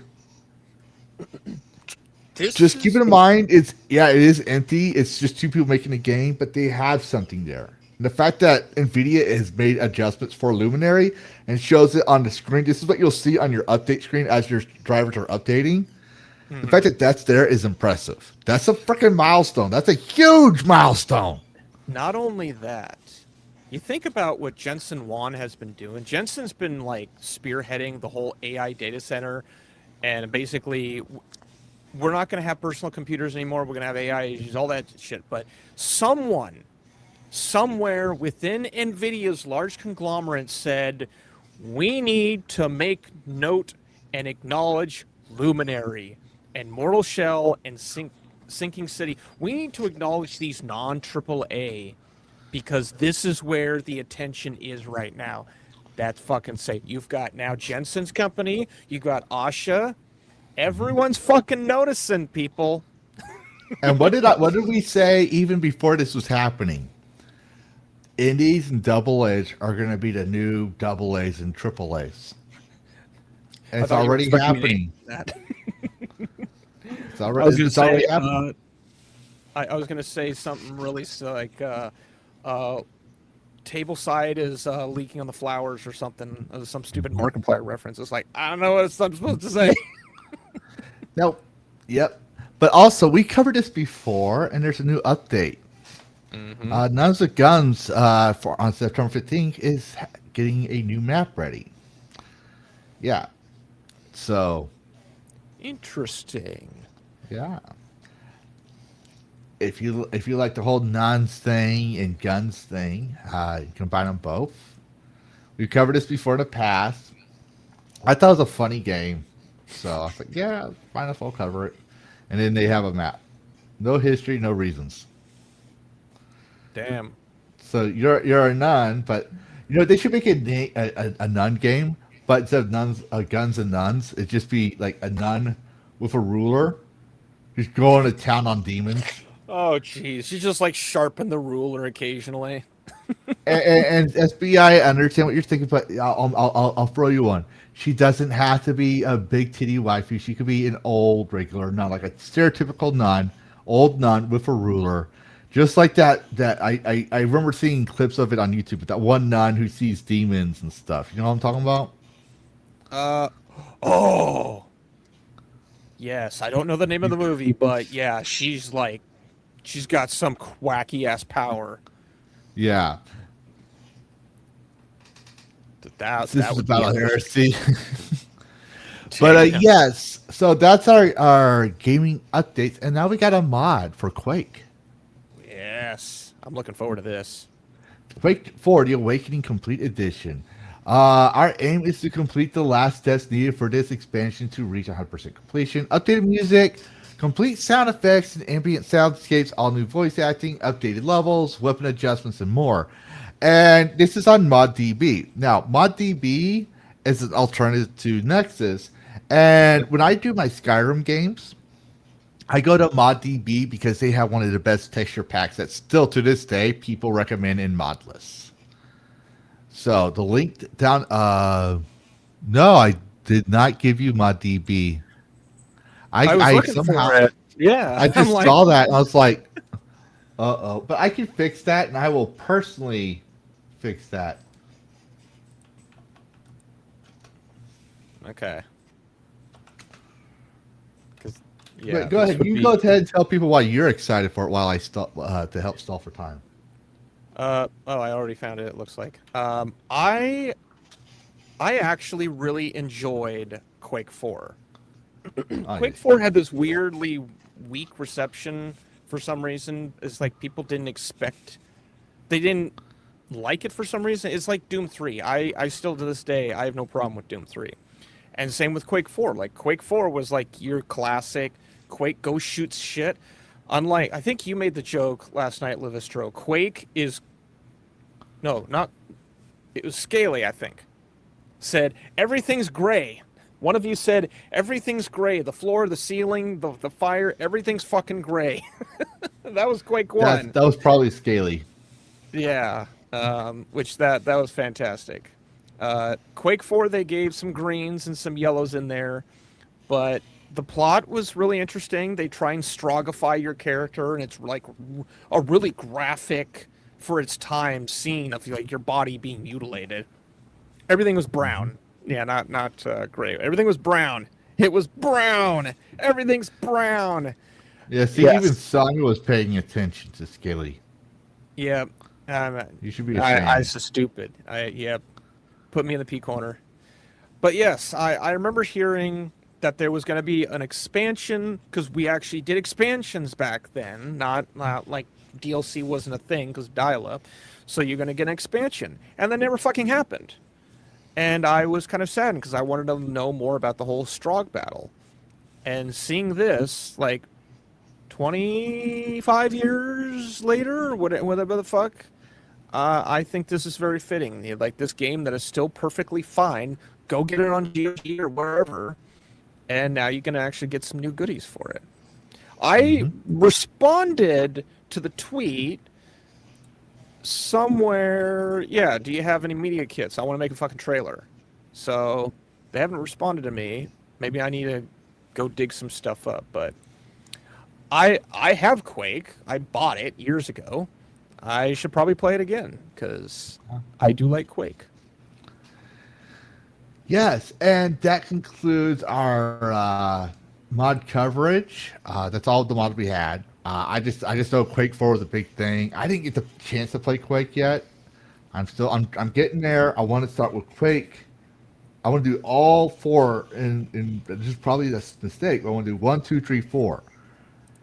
Because I wasn't originally a PC gamer. I was a console gamer, a handheld gamer. Because we didn't have a computer. I didn't have a PC till later.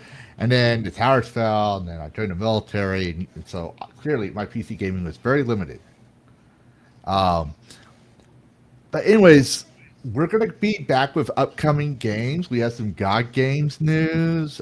We have Steam game news, and then we're going to get into our Star Citizen comments shortly after that. But because we kind of had to start late, for those who don't know, I didn't save my script last night, so I had to rewrite the script on top of setting up the stream. But also my son's having, like I said before, my son's having a birthday, and he's coming tomorrow. So I had to get the cake, I had to grab the presents, because I hadn't had time, because Amazon and my mom sent her gifts through Amazon, and it came today. So I was running, and I didn't have a chance to eat breakfast, lunch, or dinner. So I told Karis, like, I need to schedule an hour later, because I need to eat. My coffee was cold. I didn't even get to sip my coffee. It was sitting cold on my desk as I hit send with a tag to Karis saying script. Yeah, literally. So that's why we're an hour late. So we're gonna, because we're an hour late, that doesn't mean my pets don't understand we're gonna be an hour late. When it hits the schedule and my cat's already scratching my leg saying I want my wet food, we're gonna take a quick break, 6 minutes, and the videos in there are from Karis' own creation. And we will be making different ones over time. It's just I forgot to ask Karis for his videos ahead of time. Yeah, But yeah, I don't think I added them. Yeah. I think, let me see, make sure. Don't have my glasses on. Yeah, 6 minutes and 30 seconds, and then we'll be back.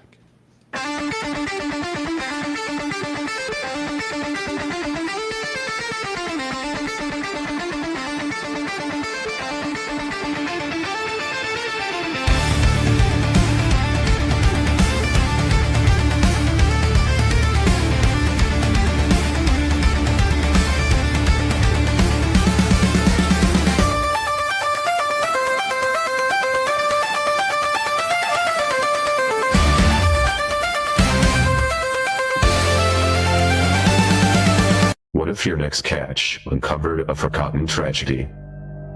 Assault and Solace is a narrative-driven fishing adventure set in an alternative Alaska, where you're one of the last fishermen in an abandoned village after a mysterious disaster. Every trip onto the water pulls you deeper into a haunting world of mist-covered islands, crumbling rocks, and secrets that refuse to stay buried. Fishing isn't just a way to survive. It's how you uncover the story.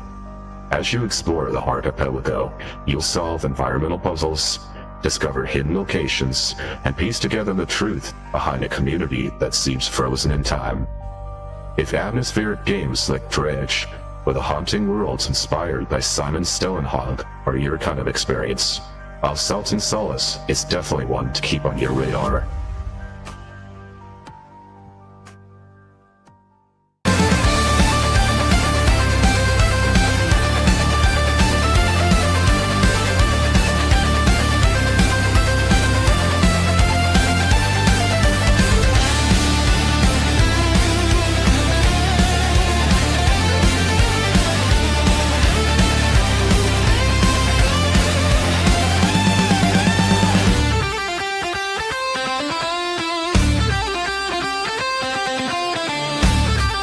What if every bullet was as valuable as every soul you carried?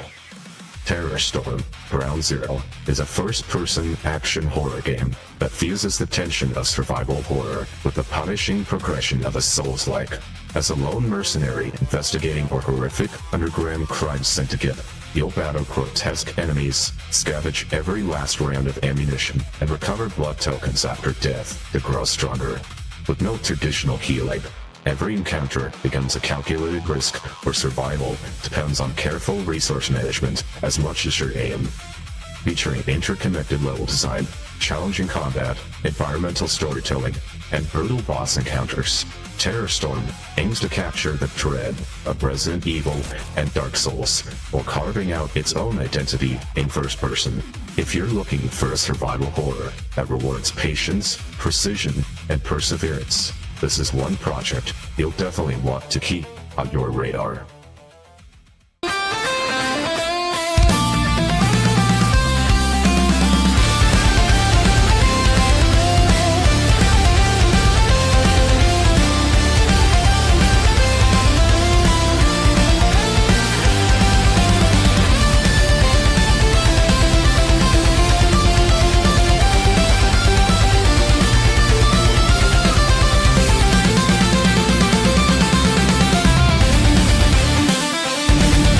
if one voicemail forced you to relive your darkest memories?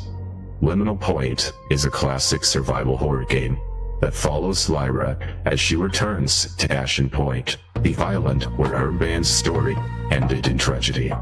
Thrown back by a cryptic message, she'll explore a fog-covered town, solve intricate puzzles, and fight terrifying creatures as she pieces together the truth behind the night that changed everything.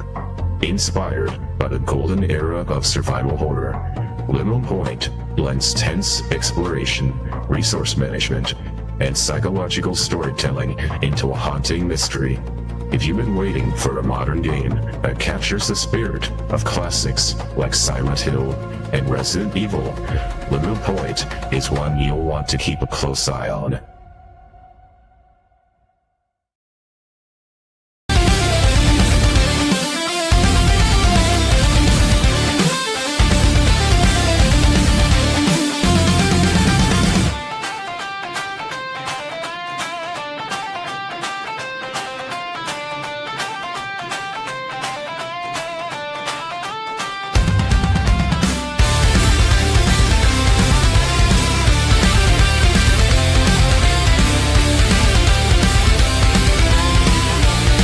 You never knew what was hunting you. Species Unknown is a co-op survival horror game that drops up to 4 players onto abandoned spaceships filled with dangerous objectives and something lurking in the dark. The twist is that every mission can throw a different creature at you, each with its own behaviors, strengths, and weaknesses, meaning you can't rely on the same strategy twice. With proximity chat, upgradable gear, and escalating missions, every expedition becomes a tense race to finish the job before your squad becomes the next victims. If you and your friends are looking for the next great co-op horror game, this is definitely one worth checking out.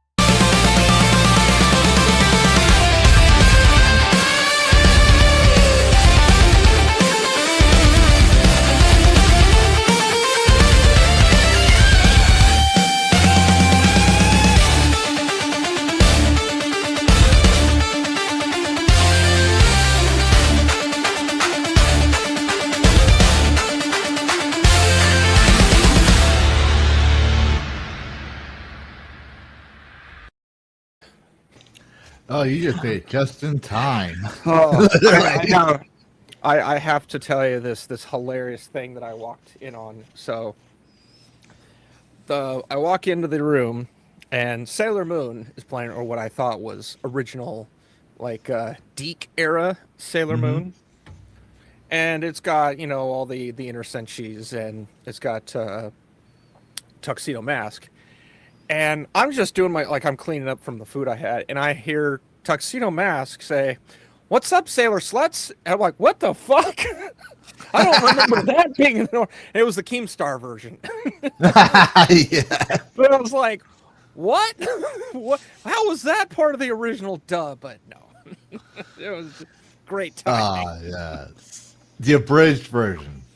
Yes, very abridged. I love the abridged versions. I mean, I love the originals, but I love the abridged versions of anime they do. It's hilarious. The abridged Dragon Ball Z is probably my favorite. Oh, jeez. I remember when that was just, like, my friends would be watching and I'd walk in, and yeah, you just see something completely out of context. You're like, the fuck? What are they talking about? Good times. All right. So now we're covering upcoming games. And, well, GOG did a press release. Yes. All right. So Prince of Persia, The Sands of Time joins the GOG preservation program. Do I need to really say all of that? Or just the fact that The Sands of Time is now on GOG is all you need to know? I mean, that you can read all that if you want, but... The Sands of Time was kind of an important game at the time that it came out. So, like, this is a game, I don't need a remaster. I don't need a remake. Just update the shit, put it on modern stuff, and let me play it as it was. That's all we want. Yeah. It's like the M64. Just let me take my game and put it on something. Don't fucking update it. Don't put DLC or shit. You know, if Ubisoft had their hand in this, they would this be like, oh, we're gonna have like 16 different skins. Also, blue, purple, pink, and bubblegum dildos are gonna be in there that you can buy as well. It's like, no, just put the game out. I pay him an exposure like this. Yes.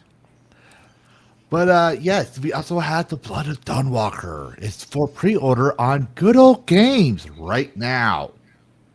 Yep. Pre-order, Good Old Games. Pre-order, new game, Good Old Games. Game preservation website. Pre-order. Just putting it out there. It's also DRM free. And since I hate DRMs, we already knew this was probably going to happen with me, where I start promoting GOG, but I also know Steam is still good because game is still there. But when you read the terms of service, license not sold, buy it on GOG if I can't get it on Steam, and buy it on GOG if I can get it on GOG. If it's not, then I'll go to Steam and then play it on Steam because there's a way to transfer that now. And maybe I'll make a video how to do that if it's complicated. I'll make a video and then I'll have it there, and it'll be green evergreen content, whatever they call that thing. But then we have Sin Reloaded. Yes. So this is interesting. Classic 90s shooter remaster Sin Reloaded launches in September. Sin is completely remastered experiences of the 1998 shooter. This Diamond in the Rough story-driven first-person shooter features memorable characters, horrific enemies, and devastating arsenal that pushed the Quake 2 engine to its limits. Now with remastered graphics and overhauled control scheme, here's where it's coming on. And I used to play this one, so that's why I was like, yeah, I want to announce this. It's on Steam, GOG, and Tim Sweeney's Epic Games Store, which we all know, unless it's free, no one's going to get it there. Xbox One, Xbox Series XS, Switch 2, PS4, and PS5 on September 24th, 2026. It also has the Steam demo, Karis. Sold. Sin is interesting because this is one of those games that I don't know if this is a popular thing, but the music was a big deal. The music was literally be tailored to what was happening in the game. Whereas I know Metal Gear Solid was one that also did that. They had like different tiers depending on what happened, which is basically just the same music with more layers. This would have full-on different aspects of music and would like have the ability to jump around smoothly. Like it was really ahead of its time. Yeah. And then Episodes was attempted. That was a big marketing campaign on the Source engine. Fell flatter. It fell so flat it went through the fucking floor. It failed so hard, and I thought that's sad because it's the original team supposedly. Hell, I think the original like voice actors, like from the guy. You know, it's kind of like Quake, it's like Duke Nukem. Like there was a very specific voice actor for this. He came back, and it just like no one fucking bought it. So it's like, well, this is sad, but they're just like, fuck it, remaster the original. Everyone loves the original, so bring it. Exactly. And then I'm thinking about getting this game to play again. I barely remember it. I saw the clips for it and I was like, oh, I remember this game. Oh, we're gonna go to ahead. Okay, What? This one is technically Gamer Cake, but okay. Oh, I missed one. Oh shit. Did you? You said we're going to 10? No, was there one I supposed to... okay. I said, we're going back. We're going to okay. But I was just saying, I barely remember. I just remember the gameplay. So it's like I remember this one, but my brain only has bits and pieces of my experience and the memory of I enjoyed playing it. Like I said, the older my memory is because of my brain injury, the less I remember playing it, but I remember the emotions. I remember the scenes and clips. I might not even remember the gameplay until someone says it's Sin or this or that. And I'm like, I remember this game. No wonder I couldn't find it. Because I played so many fucking games. As I got my own job, I was able to play more games. And so my dad got pissed. I would be spending money on games like crazy. I still paid my bills. Don't get me wrong. But I was like, I didn't go. I didn't go out too much. I did go out with my friends when they wanted me to come out with them, but they paid me to be the DD. Oh, If you know what I mean. yeah. Yeah, they paid me. And what did I use that extra money for? Games. Games. Or they would literally buy the game for me. Like, I got this game. Could you be my the DD for the night? Sure. When tonight? It's Thursday. No, it's Friday. Oh, right.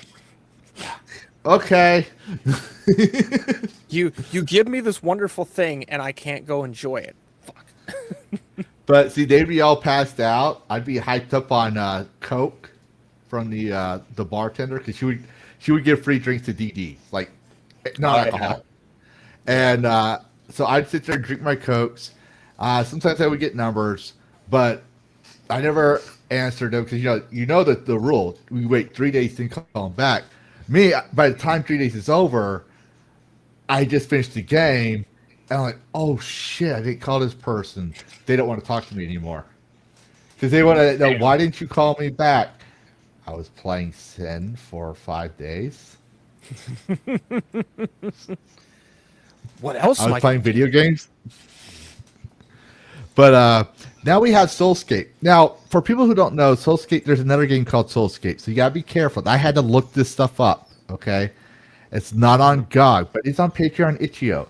On Soulscape, you can resurrect enemies and then become them. And they just added that succubus. It even has jiggle physics, 2D jiggle physics. And itch.io has the demo. I'm like doing a size comparison. Fucking hell, like she's gonna have back problems by the time she's 40. She's a succubus. She's immortal. Yeah, that's true. So she got really big. She's like an F cup, maybe a G cup. I don't know. I saw that too. But I was like, you know what? The idea that you can resurrect enemies and become them, that's necromancy and demon possession. I'm sold. Even if they didn't have the succubus. But there's another one where you play as a Soulscape. It's called Soulscape as well. But you start off as a person in a wheelchair. The meme. Is that in the notes here? Like, yeah, because I was trying to find it if they had it on GOG, and they didn't have it on GOG. They have it on Steam, and they have it on itch.io and Patreon. It's made by Pixel Keep. That's how you know you have the right one. Okay. Yes. I'm over 18. Yeah. Be careful.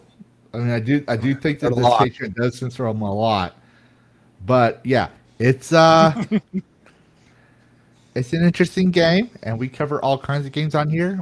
I'm just usually careful before I give them the Karis, so that way they don't shut down our stream because we showed Bob's and Patine, which we would normally welcome, but AI does not like it for some reason. Yeah. Hell, if we show exposed knees, it'll shut us down. Jeez. How long JT put up with the fight that? Like 3 to 6 months? It was insane. Something like that. I mean, to be fair, I can see why the AI saw that. And if you know the AI is going to do shit like that, and we kind of knew that was going to be the thing, because AI is not that bright. If it looks like a duck, it acts like a duck, to it is a duck. I.e., it's boobs. Yeah. So, yeah. And then we have one about a superhero action RPG. Imagine flying across an alien planet, awakening to extraordinary powers. What? Yeah. That's what I thought. It's called Undefeated Genesis. This is non-douchey Homelander, the game. I like the idea of using the laser vision and destroying buildings. I'm like, yes, this is my kind of game. I'm probably gonna play this. Oh, It's a sequel. Did you ever play too. City of Heroes or City of Villains when it was I popular? wanted to play those games, never had the chance. This was what it reminds me of, except single player. Mm-hmm. Oh, wow. This is... Be Superman and fried dragons or witherings, whatever those are. If you want to own the game, however, it's not on GOG yet, but they do have a dream list out. And just so y'all know, yes, when I cover these things and it's on a dream list, I actually upvote it. Oh, yeah. For every game on there, even if I don't want the game, because even if I don't want the game, I want people to be able to own their copy of the game they want. So, just putting it out there.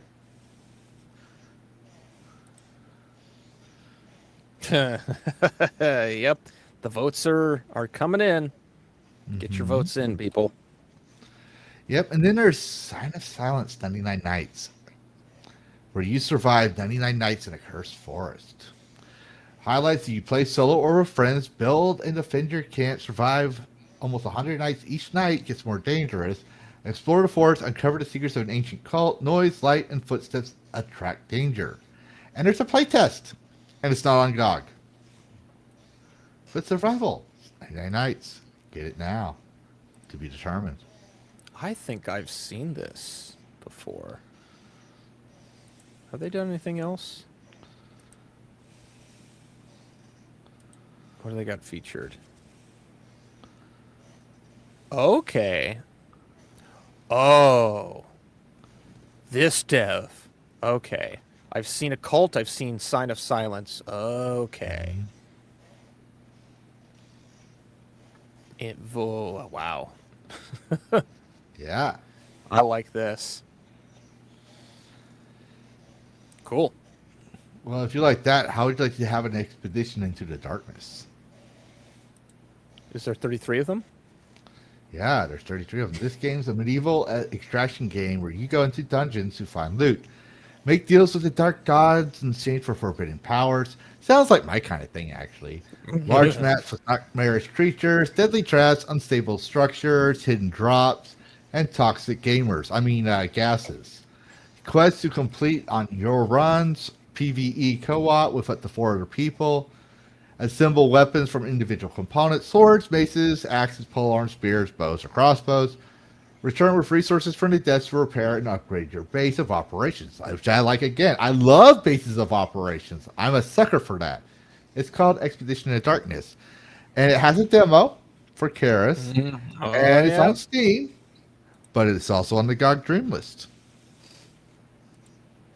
I was just thinking, can I make a cross? Hang on. I wrote I wrote it in my head. Can I make a cross pole spear? A crossbow that shoots spears and poles? I mean, Yeah. I'm pretty sure the Polish government would not be happy if you shooting spears at their citizens, but Don't care. go Not for my it. problem. Not my problem. My problem is dealing with the monster in front of me. Now, we covered this next game coming out. I just want to point out is that Dexerto is finally catching up to our coverage of how to fish. Yes, I'm always going to rub it in. But for y'all to know, this is a chaotic co-op fishing game where you shoot fish, gamble your catch, and wage war on seagulls. If you remember, they were fishing with like dynamite and shotguns, all kinds of crazy stuff. I was like, yeah, this is my kind of game. It's pure chaos. Yep. Oh wow, yeah. The crabs are the seagulls are stealing your stuff. I think we even seen a scene where a seagull actually picked up a person or something like that. I was like, what the this is pure chaos. It might be this video, I don't know. Oh wow, it's even crazy friendly fire. Oh geez, those cuts are a bit much. Mm-hmm. It looks Coming fun. out. I like games like this where you can just be chaotic.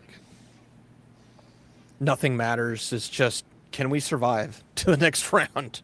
Can we? It's like even if it's PVE, because like if PvP, you know everyone's going to attack each other. If it's PVE, usually when you're with your friends, it's fair. It's usually fair play, but there's that chaos where everything's all chaotic, where you accidentally kill each other and in Minecraft and stuff, and you're like, oh, Yep.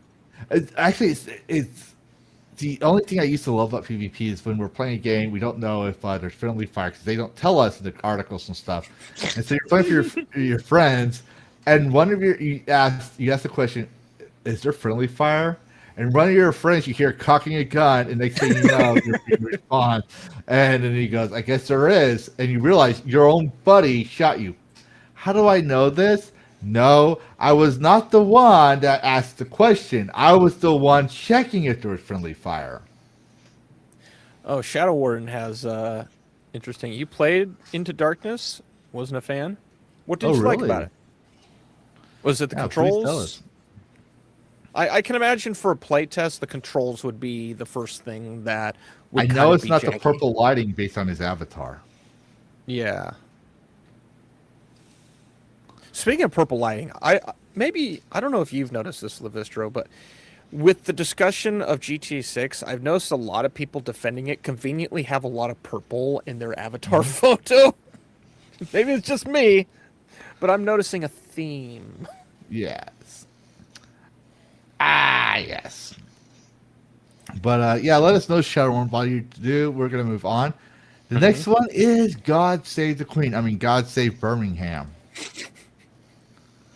It's a co-op. God Save Birmingham just revealed multiplayer gameplay ahead of its next alpha test. It's also on the GOG wish list, and there's also on Steam. But Oh, wow. yeah, it's a you have another alpha. I forgot to write the notes about this game. I think we covered it before, but medieval game, multiplayer. Jeez, this is like Game of Thrones level violence. Yeah. Holy, whoa! You just oh. Oh wait, that's right. This is a zombie survival game. Oh, that's right. This is it. And it's got multiplayer, so we got that access. And it's got the chaos of you can lift the ladder. I'll lift the ladder so y'all can get in the window, and as soon as y'all start looking like you're gonna have the hope of going up to the window, I'll just move the ladder. See if I can move the ladder. Yep. I'll see if I can hold a ladder while y'all are holding onto the ladder with them, because I'll just start bashing the zombies with it. You know, it's about time someone made a game where they pulled that mechanic from Jackie Chan and just started bashing people with ladders. Like, why did it take us like when did First Strike come out? 90 something? Like, yeah, that's about 30 years since that movie came out, and we're just now getting a mechanic where someone can fight with a ladder. Like, rookie numbers, people. Yep. I'm just saying is like I'm actually excited for this game. Like, Yes. I hope it's gonna be good.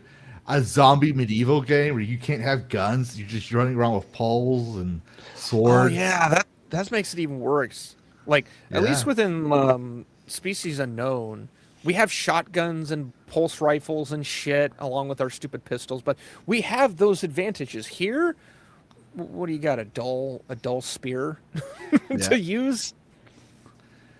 So this is gonna be. I think this is a challenge. It's gonna be interesting. This is probably my level of Souls. Yeah.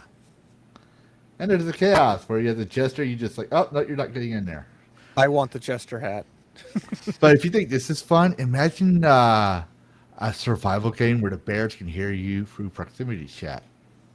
Oh, jeez. Stranded deep in the north, get home alive. Navigate by map, compass, and landmarks. Hunt, fish, forage, and cook over a fire. Up to 4 players, alone or together. So this is The Edge, the movie, the game. Yeah, the game For is those really who saw rough. it. But yeah, it's literally back-to-back basic survival. You build your own shelter, as you saw with that camp. Cook what you can from the wilds, and hopefully the bear doesn't hear you. Or the the wolf. And that's a black bear. Pro tip. They say if you see a bear climb the tree, go ahead. I fucking dare you in real life to climb a tree when you're getting chased by a black bear. They'll be like, oh, look, a tree. Oh, no, I certainly can't climb this tree. Oh, look, yes, I can. Yep. And Grizzly, I'm gonna knock this tree down. Yeah. Grizzlies, they're like raptors. They know how to use their hands. Yep. And I don't even think to play dead. I heard to play dead works. So I'm like, look, if I'm going into a forest, I know there's bears there. I'm not leaving anything less than a 12 gauge shotgun, even if it's just a height. Yeah.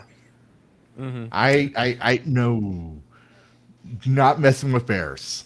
No.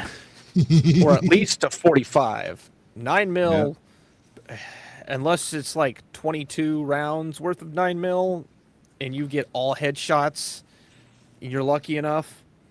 No. Get something. Here's what he said. The inventory equipment mechanic made me want to punch my monitor. It wouldn't let me equip it. An armor I found had items despawn on me. I installed it after an hour playing.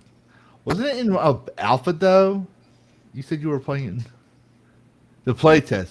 Yeah, I'll give you that, but that's a playtest. I hope you managed to tell the devs that with the playtest, because that's why they have a playtest. Still, it is something to look out for. I will agree with you on that. Yeah, and if you're needing that armor and the game is literally preventing you from putting it on, yeah, that's a game-breaking bug potentially. Yep. But speaking of potential game-breaking bugs, how about being a rubber pirate?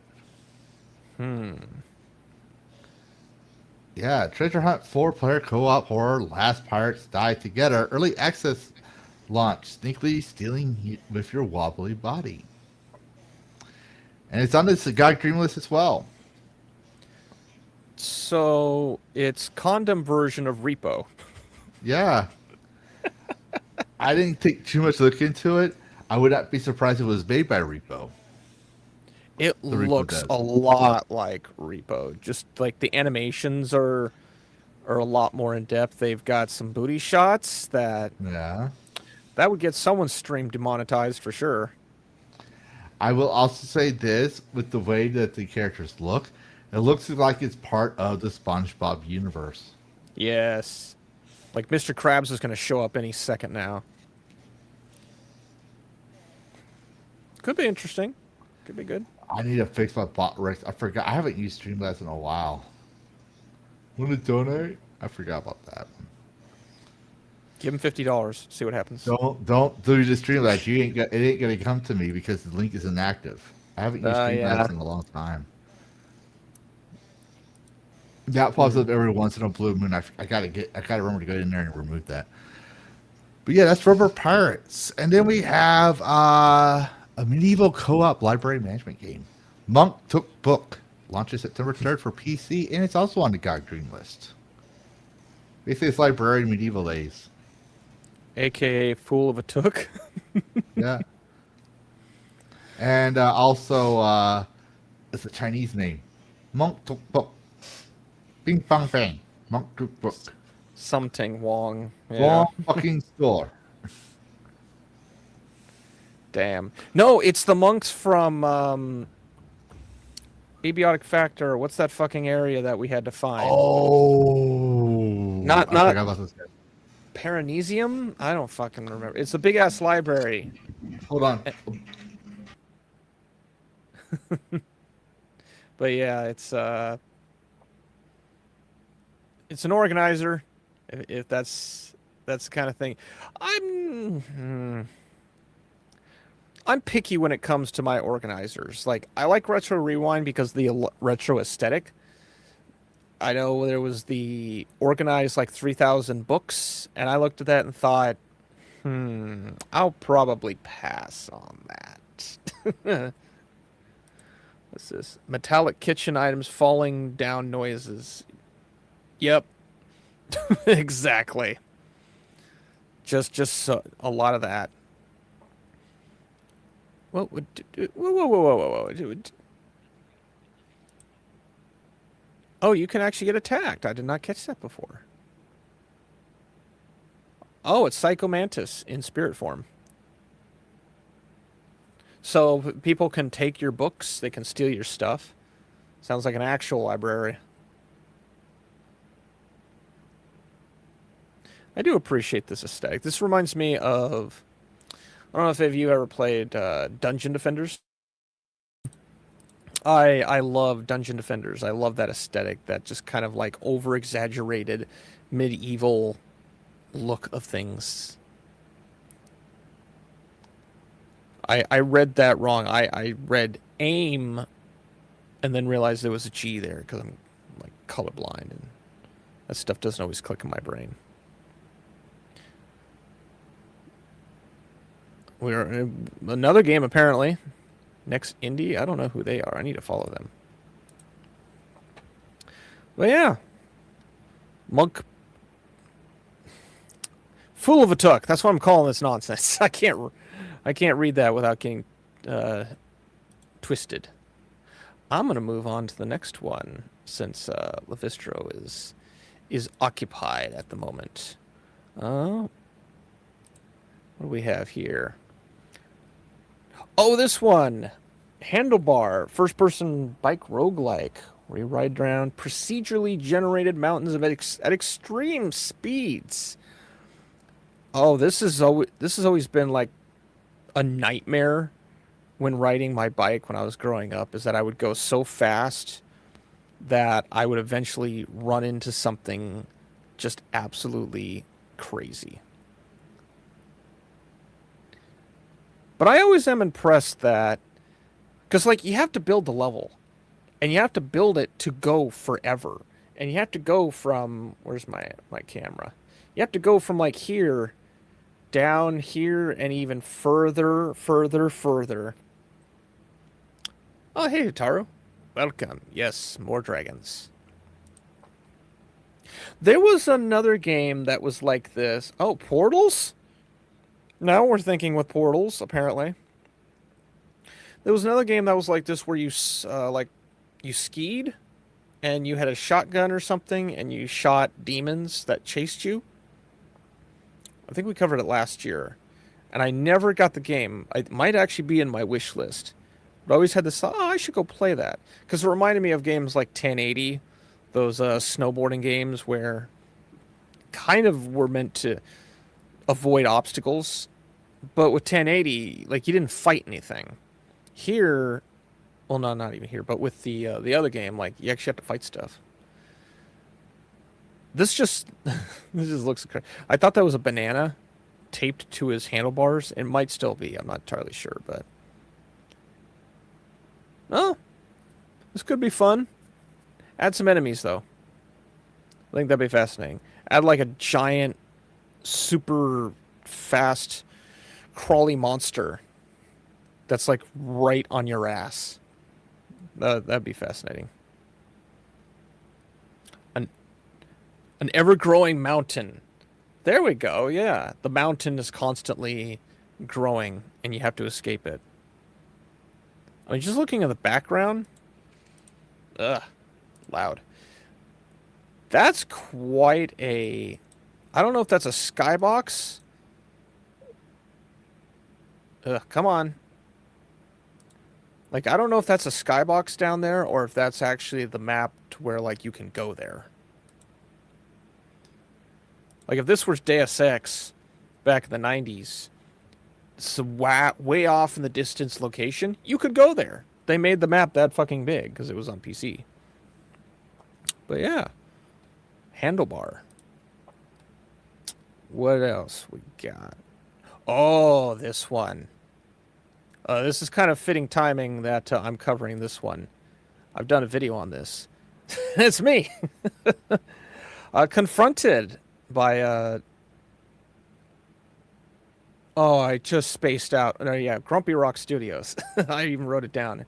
Survival horror experience where you must outwit the cursed monsters of Radu Castle, building makeshift hideouts, using your courage and determination to survive as Doranella confronts the darkness of her past. And that darkness is real.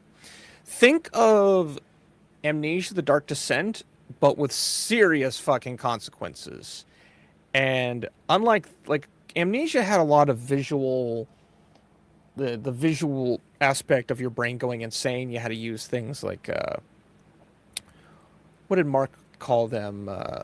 there was the token, the little tinctures to bring your sanity back. You don't even have that shit, I don't think, if I remember correctly.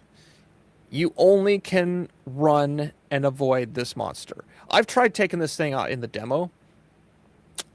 You cannot. It's not a trick. It's not something to just like fool you into thinking the monster's there.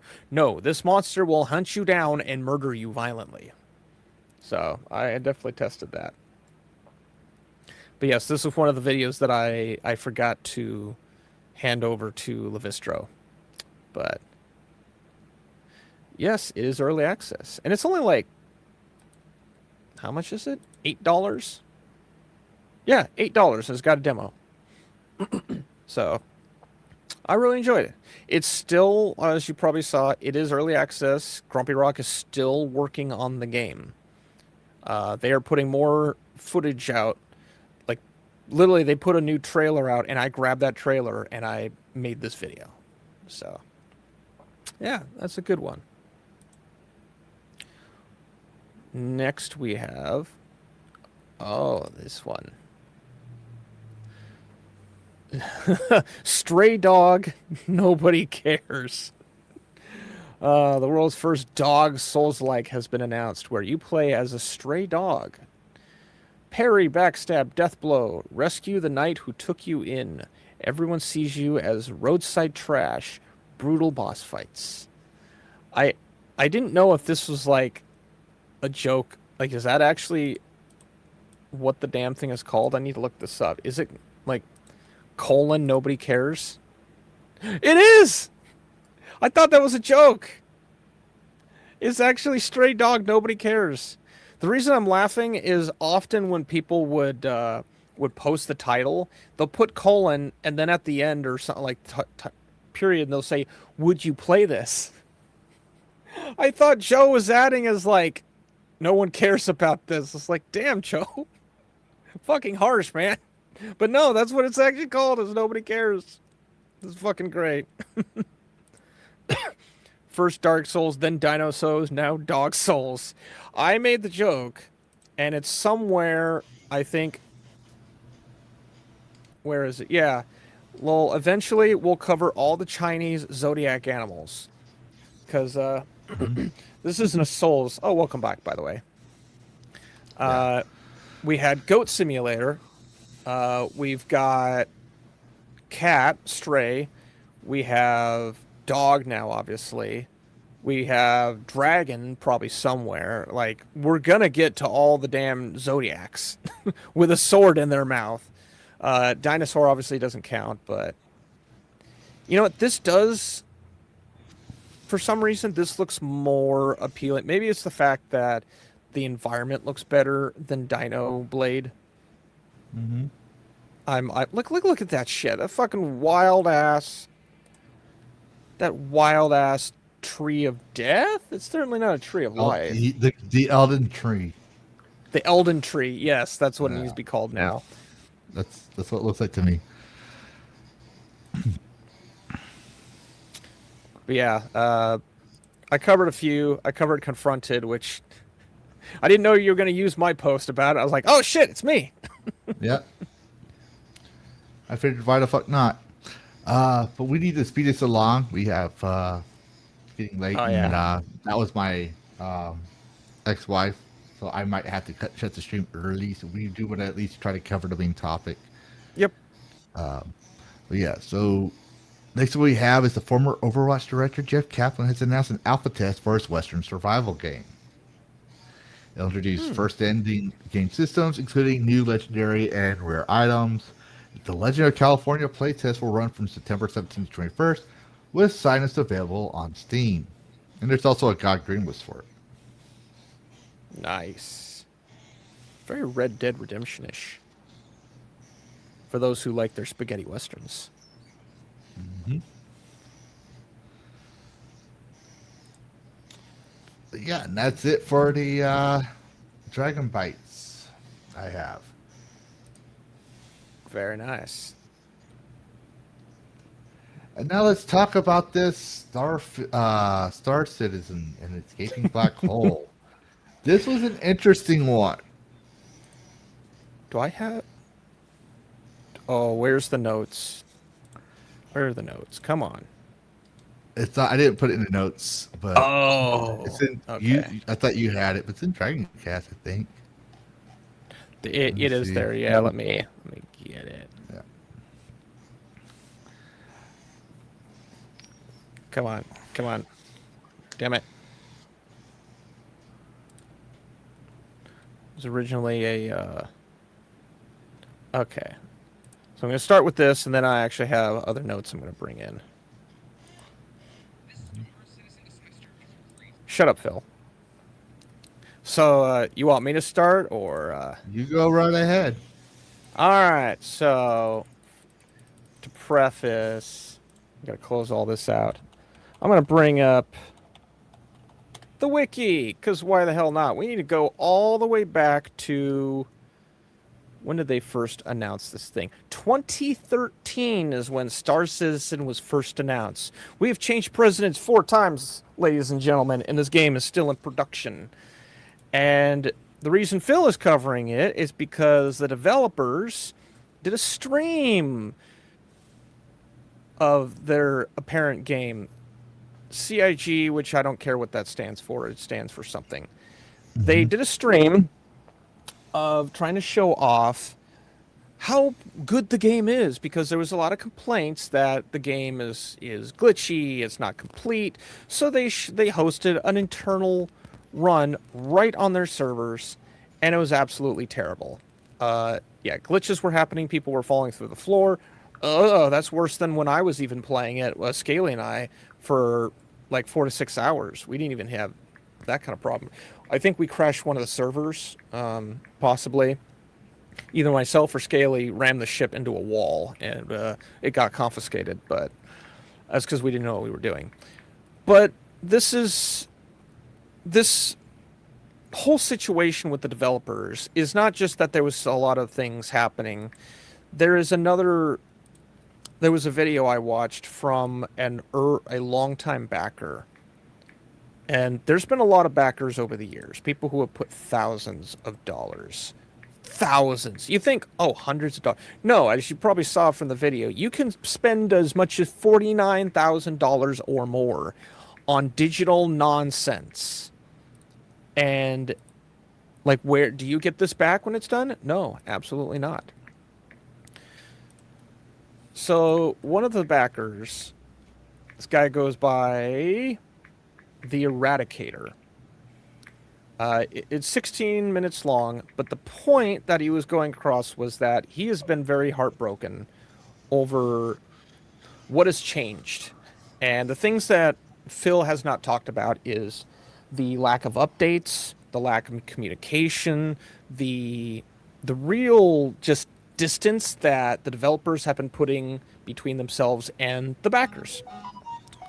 And it's not enough that they've made $1 billion. You think about how much $1 billion is, and then I can't even list enough developers that could possibly utilize that properly if we were split that into 100,000 or $1 million. Like, that could pay for so many games. But the biggest thing that I've noticed from this whole situation, and it irks me because there are still defenders out there. Like, at the very end of this video, this guy says he's doing a giveaway for a Star Citizen ship. Like, he's still trying to defend this game. The biggest thing that no one is talking about is these developers, whatever they started with back in 2013, I was having a completely different life. I was still married back then. These developers have this attitude that they've already made it, that they've already succeeded. And you see, if you go watch the stream where they're talking about, one of the developers is just so fucking arrogant, is just like very, very hand waving, very kind of confrontational with the backers. They gave them a name. I think they called them roadmap watchers at a certain point, because they promised to do roadmaps of the progress, and they stopped doing it after a while. But they had this resentment of the people that were holding them to the fucking letter of law that they set for themselves. They brought in $1 billion. I'm going to keep saying that because no other game that I know of has been in alpha state for over 10 years and has brought in $1 billion. Name one. I'll wait. Please prove me wrong, people. This is... I have two mindsets of this entire project. But I really need to stress that the developers are acting as though they've succeeded in selling something that has made a lot of money. They haven't released anything. This is an alpha. Like, this is not a gold product. They haven't completed anything. No Man's Sky got dragged through the ringer harder than probably most devs deserve to in history. Like, Cheetah Man 2 devs didn't even get dragged through the mud as much as... what's the lead guy of No Man's Sky? I can't remember his name. Scott Murray. Yeah. Sean Murray. There we go. Yeah, Sean Murray. You were close. Close enough. Yeah. Murray. Something Murray. Sean Murray has redeemed himself in so many fantastic ways, but he did not... I don't think he deserved the shit that he got, but he got that shit. And he has gone through kind of a Mel Gibson revival where, like, everyone fucking hated him. Everyone, like 90% of the games industry fucking hated his existence. No Man's Sky is amazing now. It's not the rule. It is certainly the exception because this exists. Star Citizen exists. It's brought in $1 billion. These devs believe that they have succeeded, that they don't need to try anymore. And you see that in the stream where they're just laughing, joking. Oh, don't look at the game. It's fine, fellas. I have played this game. This is where part of my anger comes from. I have fucking played this goddamn piece of shit game. It is not worthy of to having a store where you can spend $50,000.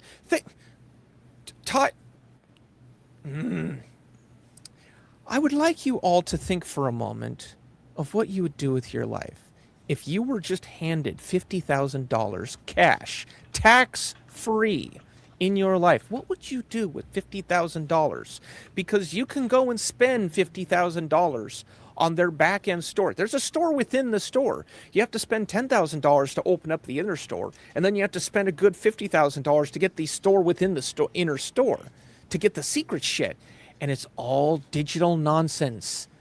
This game is going to go away at some point, people. This game is going to be turned off. Servers will be shut down. The devs will retire, go off and live in Tahiti with, what's Dutch call them? Tahitians? That's probably not a real thing, but it's what Dutch calls them. Yeah. This is two things, people. This is the greatest scam of gaming of our generation, and this is also the greatest fucking business opportunity that AAA would love to do. They built shit and made $1 billion fucking dollars. Name another developer that is proud of what they have done. I will wait. I will say that the assets and the graphics are really nice. Don't get me wrong. But that's the problem. That is also the problem. Thank you for bringing it up. The assets, the individual things look really fucking good. But together, as a Bob Ross painting, it's a lot of nothing. Scaly and I wandered through this. You see buildings in the background? Here, I will go back a little bit. And camera's gonna turn. There's a high-rise tower in the background. You see with the lights and everything? It looks like just a corporate tower. You can't go there. Really? There's nothing there. You don't go in most of these buildings. So you'll have like 12 buildings on like the starting map. You can go in 4 of them. A lot of them are they're just like detail brushes. They're nonsense. You can't go in this shit. You have your starting map. You have your house. You have like... you have your armories and whatnot, and then you have to go on a train to go to the hangar bay where you can then purchase your ships. And the hangar bay, it's essentially like going from one side of Houston, Texas to the other side of Houston, Texas. And if you know how big Houston fucking Texas is, that's a lot of fucking space you have to travel. There's nothing in this game. Cyberpunk 2077 has succeeded more, and that's bad when I have to give credit. You can go inside a lot of fucking buildings in Cyberpunk. It's like GTA. You can go inside damn near everything. You can't do that in this game. These buildings exist. You can't go in them. Yeah. They're nothing. I do remember, I remember wanting to get the game or like get into the game when I saw someone playing it on Rumble a while back. Because all he does is stream Star Citizen. And then I found it wasn't on Steam. I was like, well, then I'm clearly not going to get it because I like to consolidate games into one platform. Not smart, I get it, but when I was playing games, I don't like to have them different places because I forget about I forget about my WoW account, I forget about my Blizzard account, I forget about this and that. Yeah. I had Black Desert on the original launcher, not on Steam. Oh wow! So, I forget about things. So then I started hearing about the craziness, and I was like the fellas like, okay, because I knew about the $40,000 spaceship packs. I was like, if whales are buying 40,000, that's like a car. That's like a down payment for a house in some cases. That's like money. Most people do it like you have to either be rich or you had to pull a loan for that. Which people that's business loan money. You have to go and like mortgage your house against a company or against a bank to be able to get $50,000 and then pay them back. And then you had like we said, we had the fillers and stuff, right? Like, why would we play the game? Yes, it looks spectacular. But this is still like the AAA thing.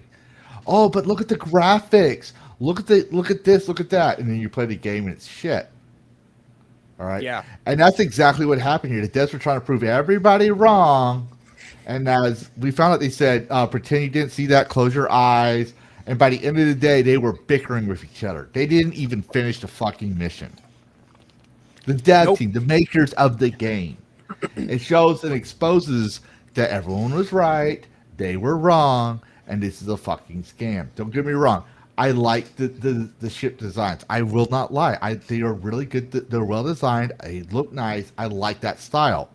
But just because I like that style doesn't mean I'm going to fork over money into a game that's unfinished and is a piece of shit. It's basically overpriced slop. I want a loan. I want to buy a video game ship. Why are you locking me up? Yes. Yep. And like Scaly said, and Levistra said, it's filler. It's not real things in the fucking world. You can't even pull your gun out. You don't even have a gun. It's just a EULA. It says license not owned. So why would you pay for? Why would you rent a $40,000 license? Yeah. Why? You're not smart. You're not a fucking gamer. You're a shill. I'm gonna say it. You can defend Star Citizen because I like Star Citizen. It's so fucking awesome. I don't care. You paid $40,000 for a lease to something you can't own. You can't make an investment in. It's not going to help your lifestyle or anything else. No, that's the thing that pisses me off. Here's a good example. This shot right here. Let's go theater mode. Okay, so I put something in a private chat as well while you're talking because I'm just waiting on the update on that. Okay. So yeah, like we can talk about this, but until I know the deets. Yep, we got to wrap up then absolutely. Yeah. But yeah, I wanted to pause here. Like, you see these smokestacks and these towers.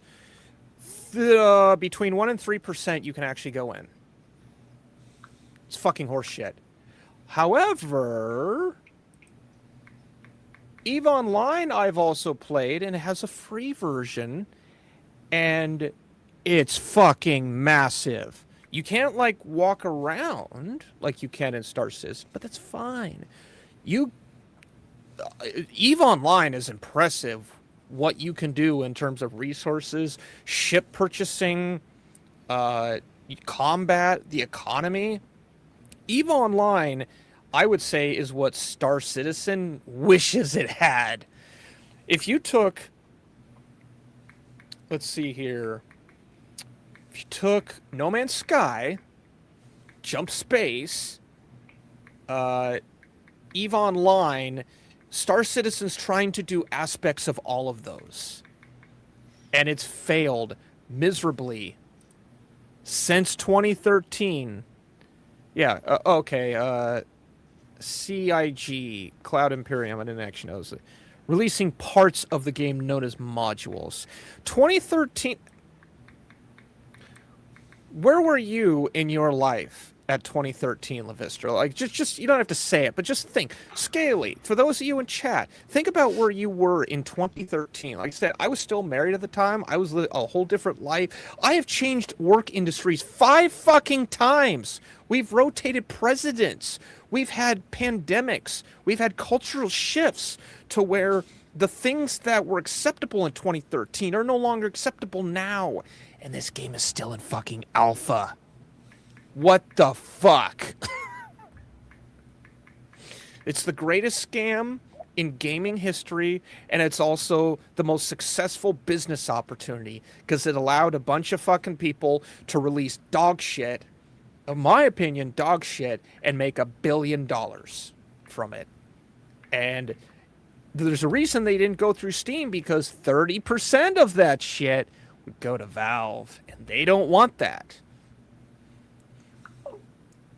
In the hospital? Oh, damn.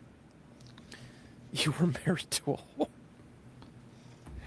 a whore. Playing both of my EVE Online. Yeah, Skytex has 2 EVE Online accounts. He loves it that much. He had a third somewhere, but he can't figure out how to. The EVE Online devs are creating an FPS extraction game called EVE. Yes, they are. And that looks kind of tempting. That... I think Skytex sent me something like that, which I thought was like, so okay, yeah, it's adding stuff that Star Citizen still doesn't know how to do. You haven't played Vanguard yet? Play it. Let me know. But yes, I have kept my mouth shut on this game for years, over a decade, because I didn't know anything about it. I knew it was in production. Total Biscuit did fucking videos on it. Here, let's change to dark and not burn our retinas out. The director, Chris Roberts. This man is set for life. All of these writers, composers, and all these people, they're set for life. And they haven't even completed anything. I want that. I want to be that fucking lame and non-productive. Oh, they do have a single-player version of Squadron 42, which actually has, like, I think they have Mark Hamill, they have Gillian Anderson, bunch of, like, ensemble people, but, yeah, it's aiming for a 2026 release. It's not going to happen, I don't think. Don't hold your breath. But yeah, Star Citizen, the greatest money pit in history. And I do not recommend that the followers that are still defending this game, like, again, this guy, he did this video, he just laid out his entire disappointment, and then at the very end, where is it? He says he's doing a giveaway. He still has faith in this game. Like, Eradicator, give it up, man. The devs don't care about you. After this many years, they haven't completed a project. That you saw how they acted in the for those who again haven't seen the live stream, go watch the live stream with the devs. There's one guy that's arrogant as fuck, and he has that mindset of, you're just a consumer. Just buy the thing, shut the fuck up, and move along. We have money to make. You're not. We don't care about your opinion. We don't want you to track us. These are developers who believe they've already made it and have achieved something of greatness in life. This is their greatness. They're going to go down in history as making $1 billion and not having released anything complete. Good job. I have accomplished more in my life at 42 than these guys have. I'm done ranting. I'm just going to end up getting angrier and angrier. Go play EVE Online, people. It's free. It's fucking free. It's detailed as fuck. There is a bit of a learning curve, but it is quite amazing. It's one of the reasons why I haven't actually been streaming nearly as much, is because I've been playing EVE Online when I'm not making videos and researching other games. Yeah, Scaly. Win class action lawsuit. That's a good question. Because yeah, think of another product in existence where this would be allowed. The oh, there was one actually. It was that little rolly thing, that arthritis thing from the 80s. You like bent it and it would roll on your arm, supposedly make pain go away. Yeah, that was a lawsuit over that because it turned out, yeah, that was just like snake oil horse shit. And they owed money to people. I don't think they were able to pay much because there wasn't much money to pay out. But yeah, that was a lawsuit over that. I'm waiting for the lawsuit over Star Citizen. And it's going to probably be the original backers who get fucking pissed off. They're going to want to see the financials. It's going to go to Discovery. And it's going to be a bad day for CIG. And you know I'm going to be interested in reading that shit when Judgment's made. But your thoughts, Levistro? Sorry, I just got off the phone. I already gave my thoughts. When I think something is slop or a scam, I don't give it much thought. Eve, I will say, it's a game that satisfies. If you have autism, it'll satisfy everything. It's that detailed. Is it fun? Yes. Is it overwhelming? Fucking yes. You're gonna need someone like Skytech to walk you through it. You're gonna need someone like Skytech, someone that's experienced. Otherwise, you're gonna be like, "This is too much. I can't play this game." And you're gonna shut it down. But let me put it this way. This game is definitely not woke. Eve is definitely not woke. If you're worried about that, because woke won't even acknowledge the fact that you could get into the indentured servitude market. Just putting that out there. All right, it's got you can kind of be like Skytex's streams it on Kick. Like go like Moz, you can give Skytex's Kick thing out there to shout him out. He streams that game. He tried to get me and Garrett, and like we tried to link up with him so we could all play together. And when I played, it was fun. Don't get me wrong. I was even when I said I gotta go, I was playing it for another hour with Skytex, even though I was supposed to go, just because it's fun. It's simplistic. It's 20 years old. It's fun. So if you want an MMO that's fun, that has like economics, you can go battle pirates, sell your loot, join a guild, all that stuff. Stellaris, how deep is turning Stellaris? Let's just say, I haven't played Stellaris, I believe, but Eve is just fucking out there. Oh, Stellaris. Let's just say I'll say that once if you're with someone who's experienced that's willing to help you out to learn the ropes, it's better than the fucking tutorial they give you. All right, I'll say that.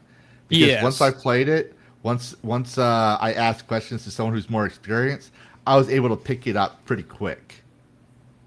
All right, because there's so much stuff, and then plus I'm always pressing buttons and figuring things out randomly, anyways.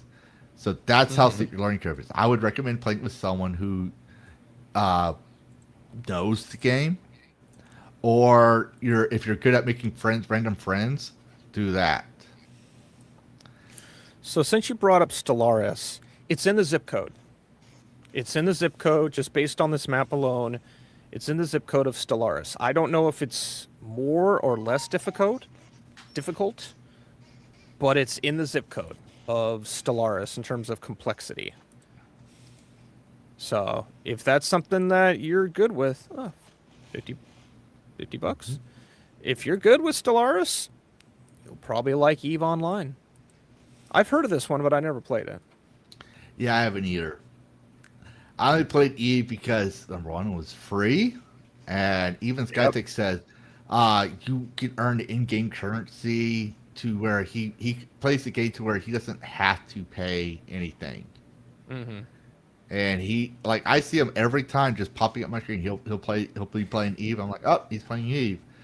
Yep. And I'm doing my own thing. You know, he just plays Eve. I was watching him stream that before I watched Karis because I was building my desk. I need some background noise. And what did I have? I had him playing Eve Online. And it's fun. You don't get to see your avatar. You see your spaceship at the dock.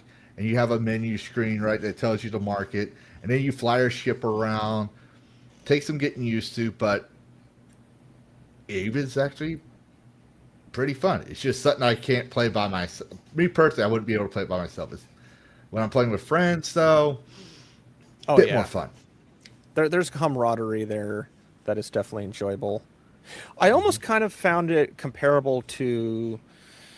I kept having flashbacks to Star Trek Bridge Command, where like you would have to strategically do certain steps, like you jump out of hyperspace, activate your shields, or activate your afterburner. You have to do these certain things.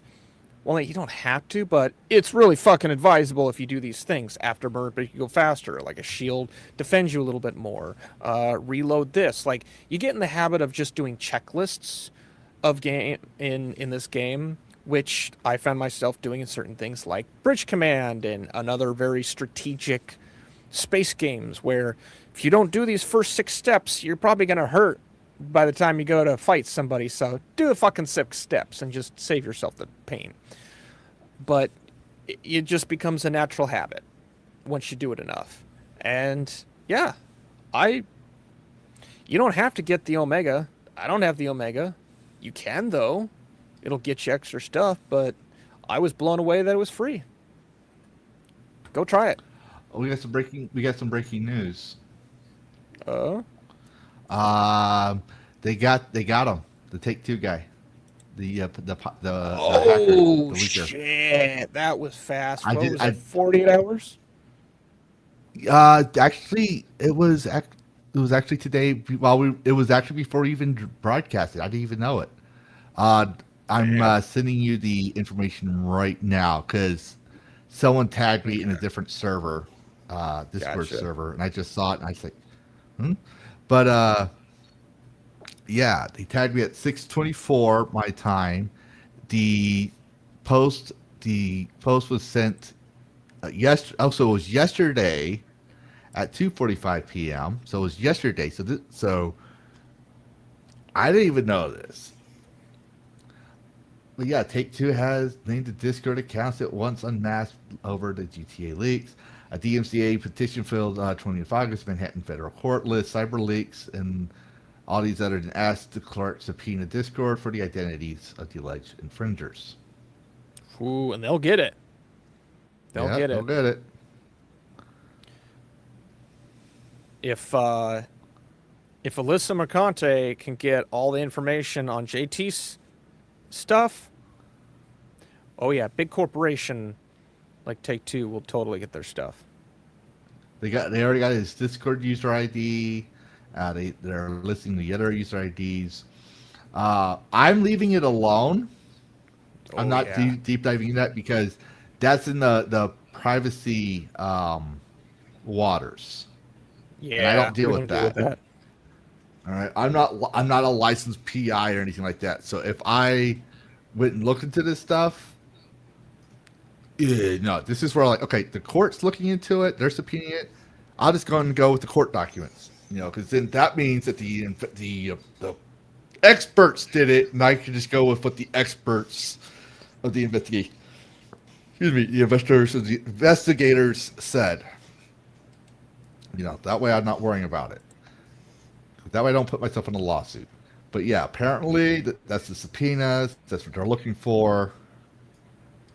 So they already know who this guy is. They just need the evidence, the burden of proof. Yeah. That's why the subpoena's there for. They know. That's why they listed the names. Now they want permission to extract the proof to continue further. This is why I don't condone piracy. Because even if you think you're doing good, let me put it this way: the terrorists think they're doing good when they hijack airplanes and hold people for ransom. Yep. So, yeah. Yeah. Yeah, it unlocks a lot, but it is absolutely optional, which is kind of impressive. They could have totally just like, no, we'll give you like a drop of gameplay. But they're like, no, here, have all this stuff for free. Yeah. I sent it to Karis. I'm not going to announce it live on stream, but I have some personal things I have to attend to. So we're not going to do games we find interesting, but we are going to give our last comments of the night.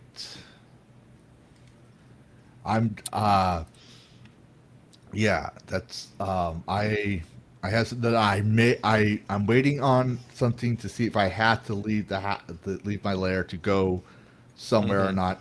I'm not sure yet. So I'm waiting on that, and if she says if I'm told I have to go now, I have to shut everything down, get dressed, and go. If not, then I'm going to go business as usual. So, Karis, what you got going on, and where people can find you? You can find me at Karis Gaming. I'm working on my monthly games, interesting games that have come out, because we're at the 22nd, and I got to get that going. I am working on a few other things, got some trailers that I'm going to be making for upcoming devs. And let's see, there was a new game that I was going to play. I can't remember because my brain's fried. We're 4 hours in, and I just went on a big old fucking Star Citizen rant. But, you know what? I might actually be doing a Halo stream now that somewhat like there was talk of it the other day. And I was like, you know what? I should just do like a Halo multiplayer and get a bunch of people in. Maybe we'll even get Camelot in. So, yep, just the usual video making and fun gameplays. That's what I got. Yeah. Before my mic boom arm broke, I was trying to wrap up the Pal World video. I had the screenplay edits done. I just got to finish a couple of editing. So that will be out on Monday, hopefully. And I'll be covering news. Now, for people who want Pal World, I'm going to be probably trying to cover at least once a week, maybe twice if I have more time. Cover more news. I am talking to quite a few devs, or sending, I should say correction, I'm sending devs emails trying to get, September, November, and December lined up for interviews. Garrett said he's talking to Confronted, so we might have him on. Who knows? Stay tuned, because... Not Confronted. Richard from Lumina Vale. Vale. Yeah, they got to get back to me about September, but they would love to do an interview. Oh, that would be great. Love to do an interview with them. So we'll be covering, hopefully, them, knock on wood. Trying to get back with the Fast Ink crew. Like I said, the first week of school was chaotic. Now we had the second week of school, and then my son's birthday weekend. So things were crazy. Plus, I had the autistic deep dive, which I hope I never have to do again for a while. I love deep dives, but I hate it too, because when we get into the things where it's borderline culture war, where politics get involved, there's so much fucking noise you have to clear out. And that means that when you do, that means that you have to address why it's just noise. Why this is not there. Why is that not there? And that's why they do it to rideshare. And I don't want to do that no more. I want a break from that. I'm also almost done with my Arcade Panic and Golden Age of Arcade video for the DragonCast games. I know it's been a while since I've done that. It's just that I guarantee you, once we get into the 90s and up, it's going to be a lot easier to research, because I'm going off archives, because there was no internet in the 70s and 80s. Nope. So, for DragonCast games, I'm looking at the Golden Age Arcade. Then we covered the D&D Panic, not the Satanic Panic, because that's a different thing. The D&D Panic with Patricia Pulling, because that is a game. That D&D is the game. And it's the same pattern. It's the same patterns. And I also have where's my notes here? I had it right here. So I have the Arcade games, Satanic Panic.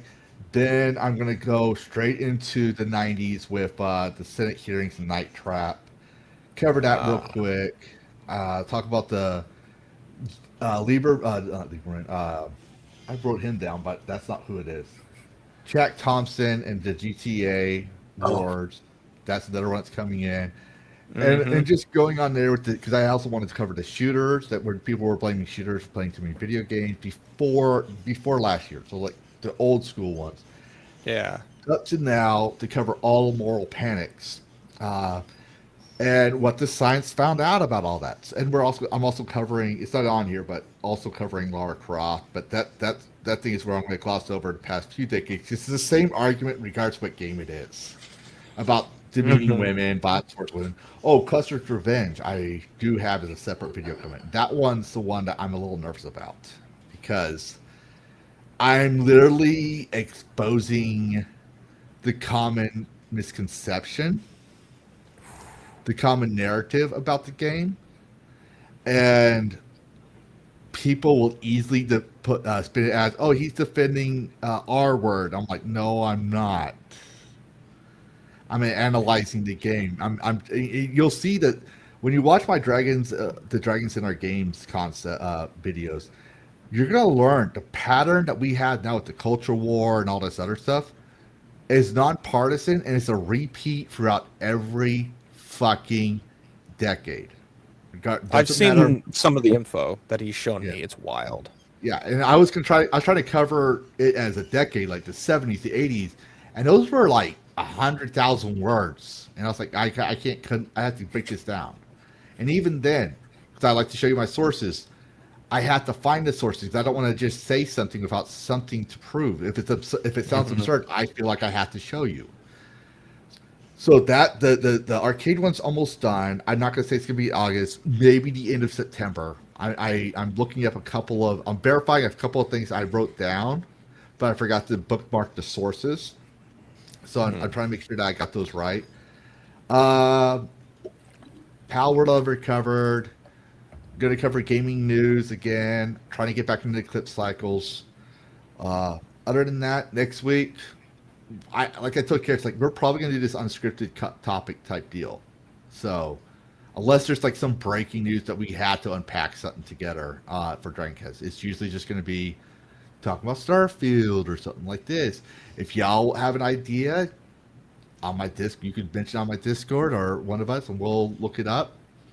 If you see, if you have something interesting you think we should cover for Dragon Bytes, I do have a Dragon Bytes section that breaks it down, but I'll probably just put it as one Dragon Bytes channel, and then we'll verify it. And if it's in there, we'll give you credit. This came from Sonya Lisette, and it's Diddy Kong has his own Diddy oil or whatever. I don't know. I'm just thinking something. I forgot about that. Yeah, I'm just adding something bullshit. But other than that, happy gaming, everyone. Play the game your way. See y'all next week. Subscribe to Character. Oh, and also, we forgot to get the fucking super chats. I promised to do it beforehand. Do it now. Realized, yeah. So, first thing, we got Scene for 12 months doing boobs, and then we got Tucker Winner for 4 months also saying boobs, and then we got Sonya for $20 saying boobs.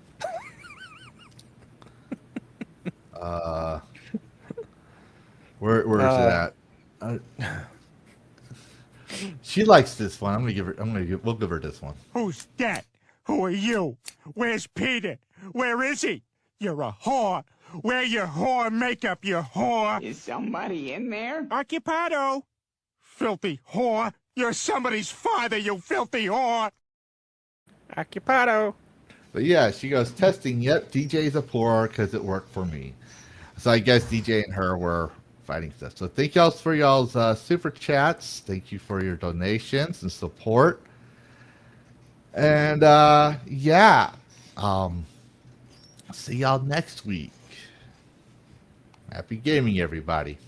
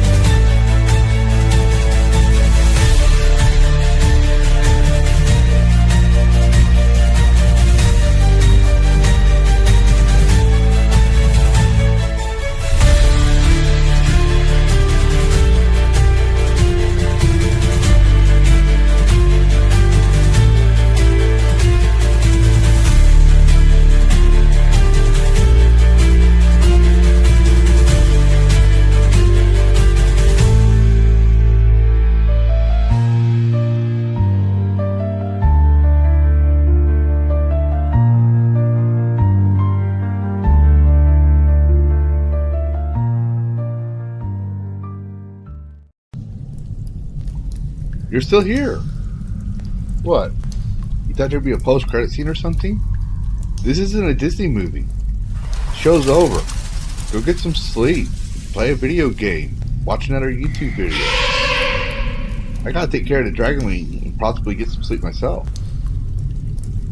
Goodbye all, and thanks for watching. And happy gaming.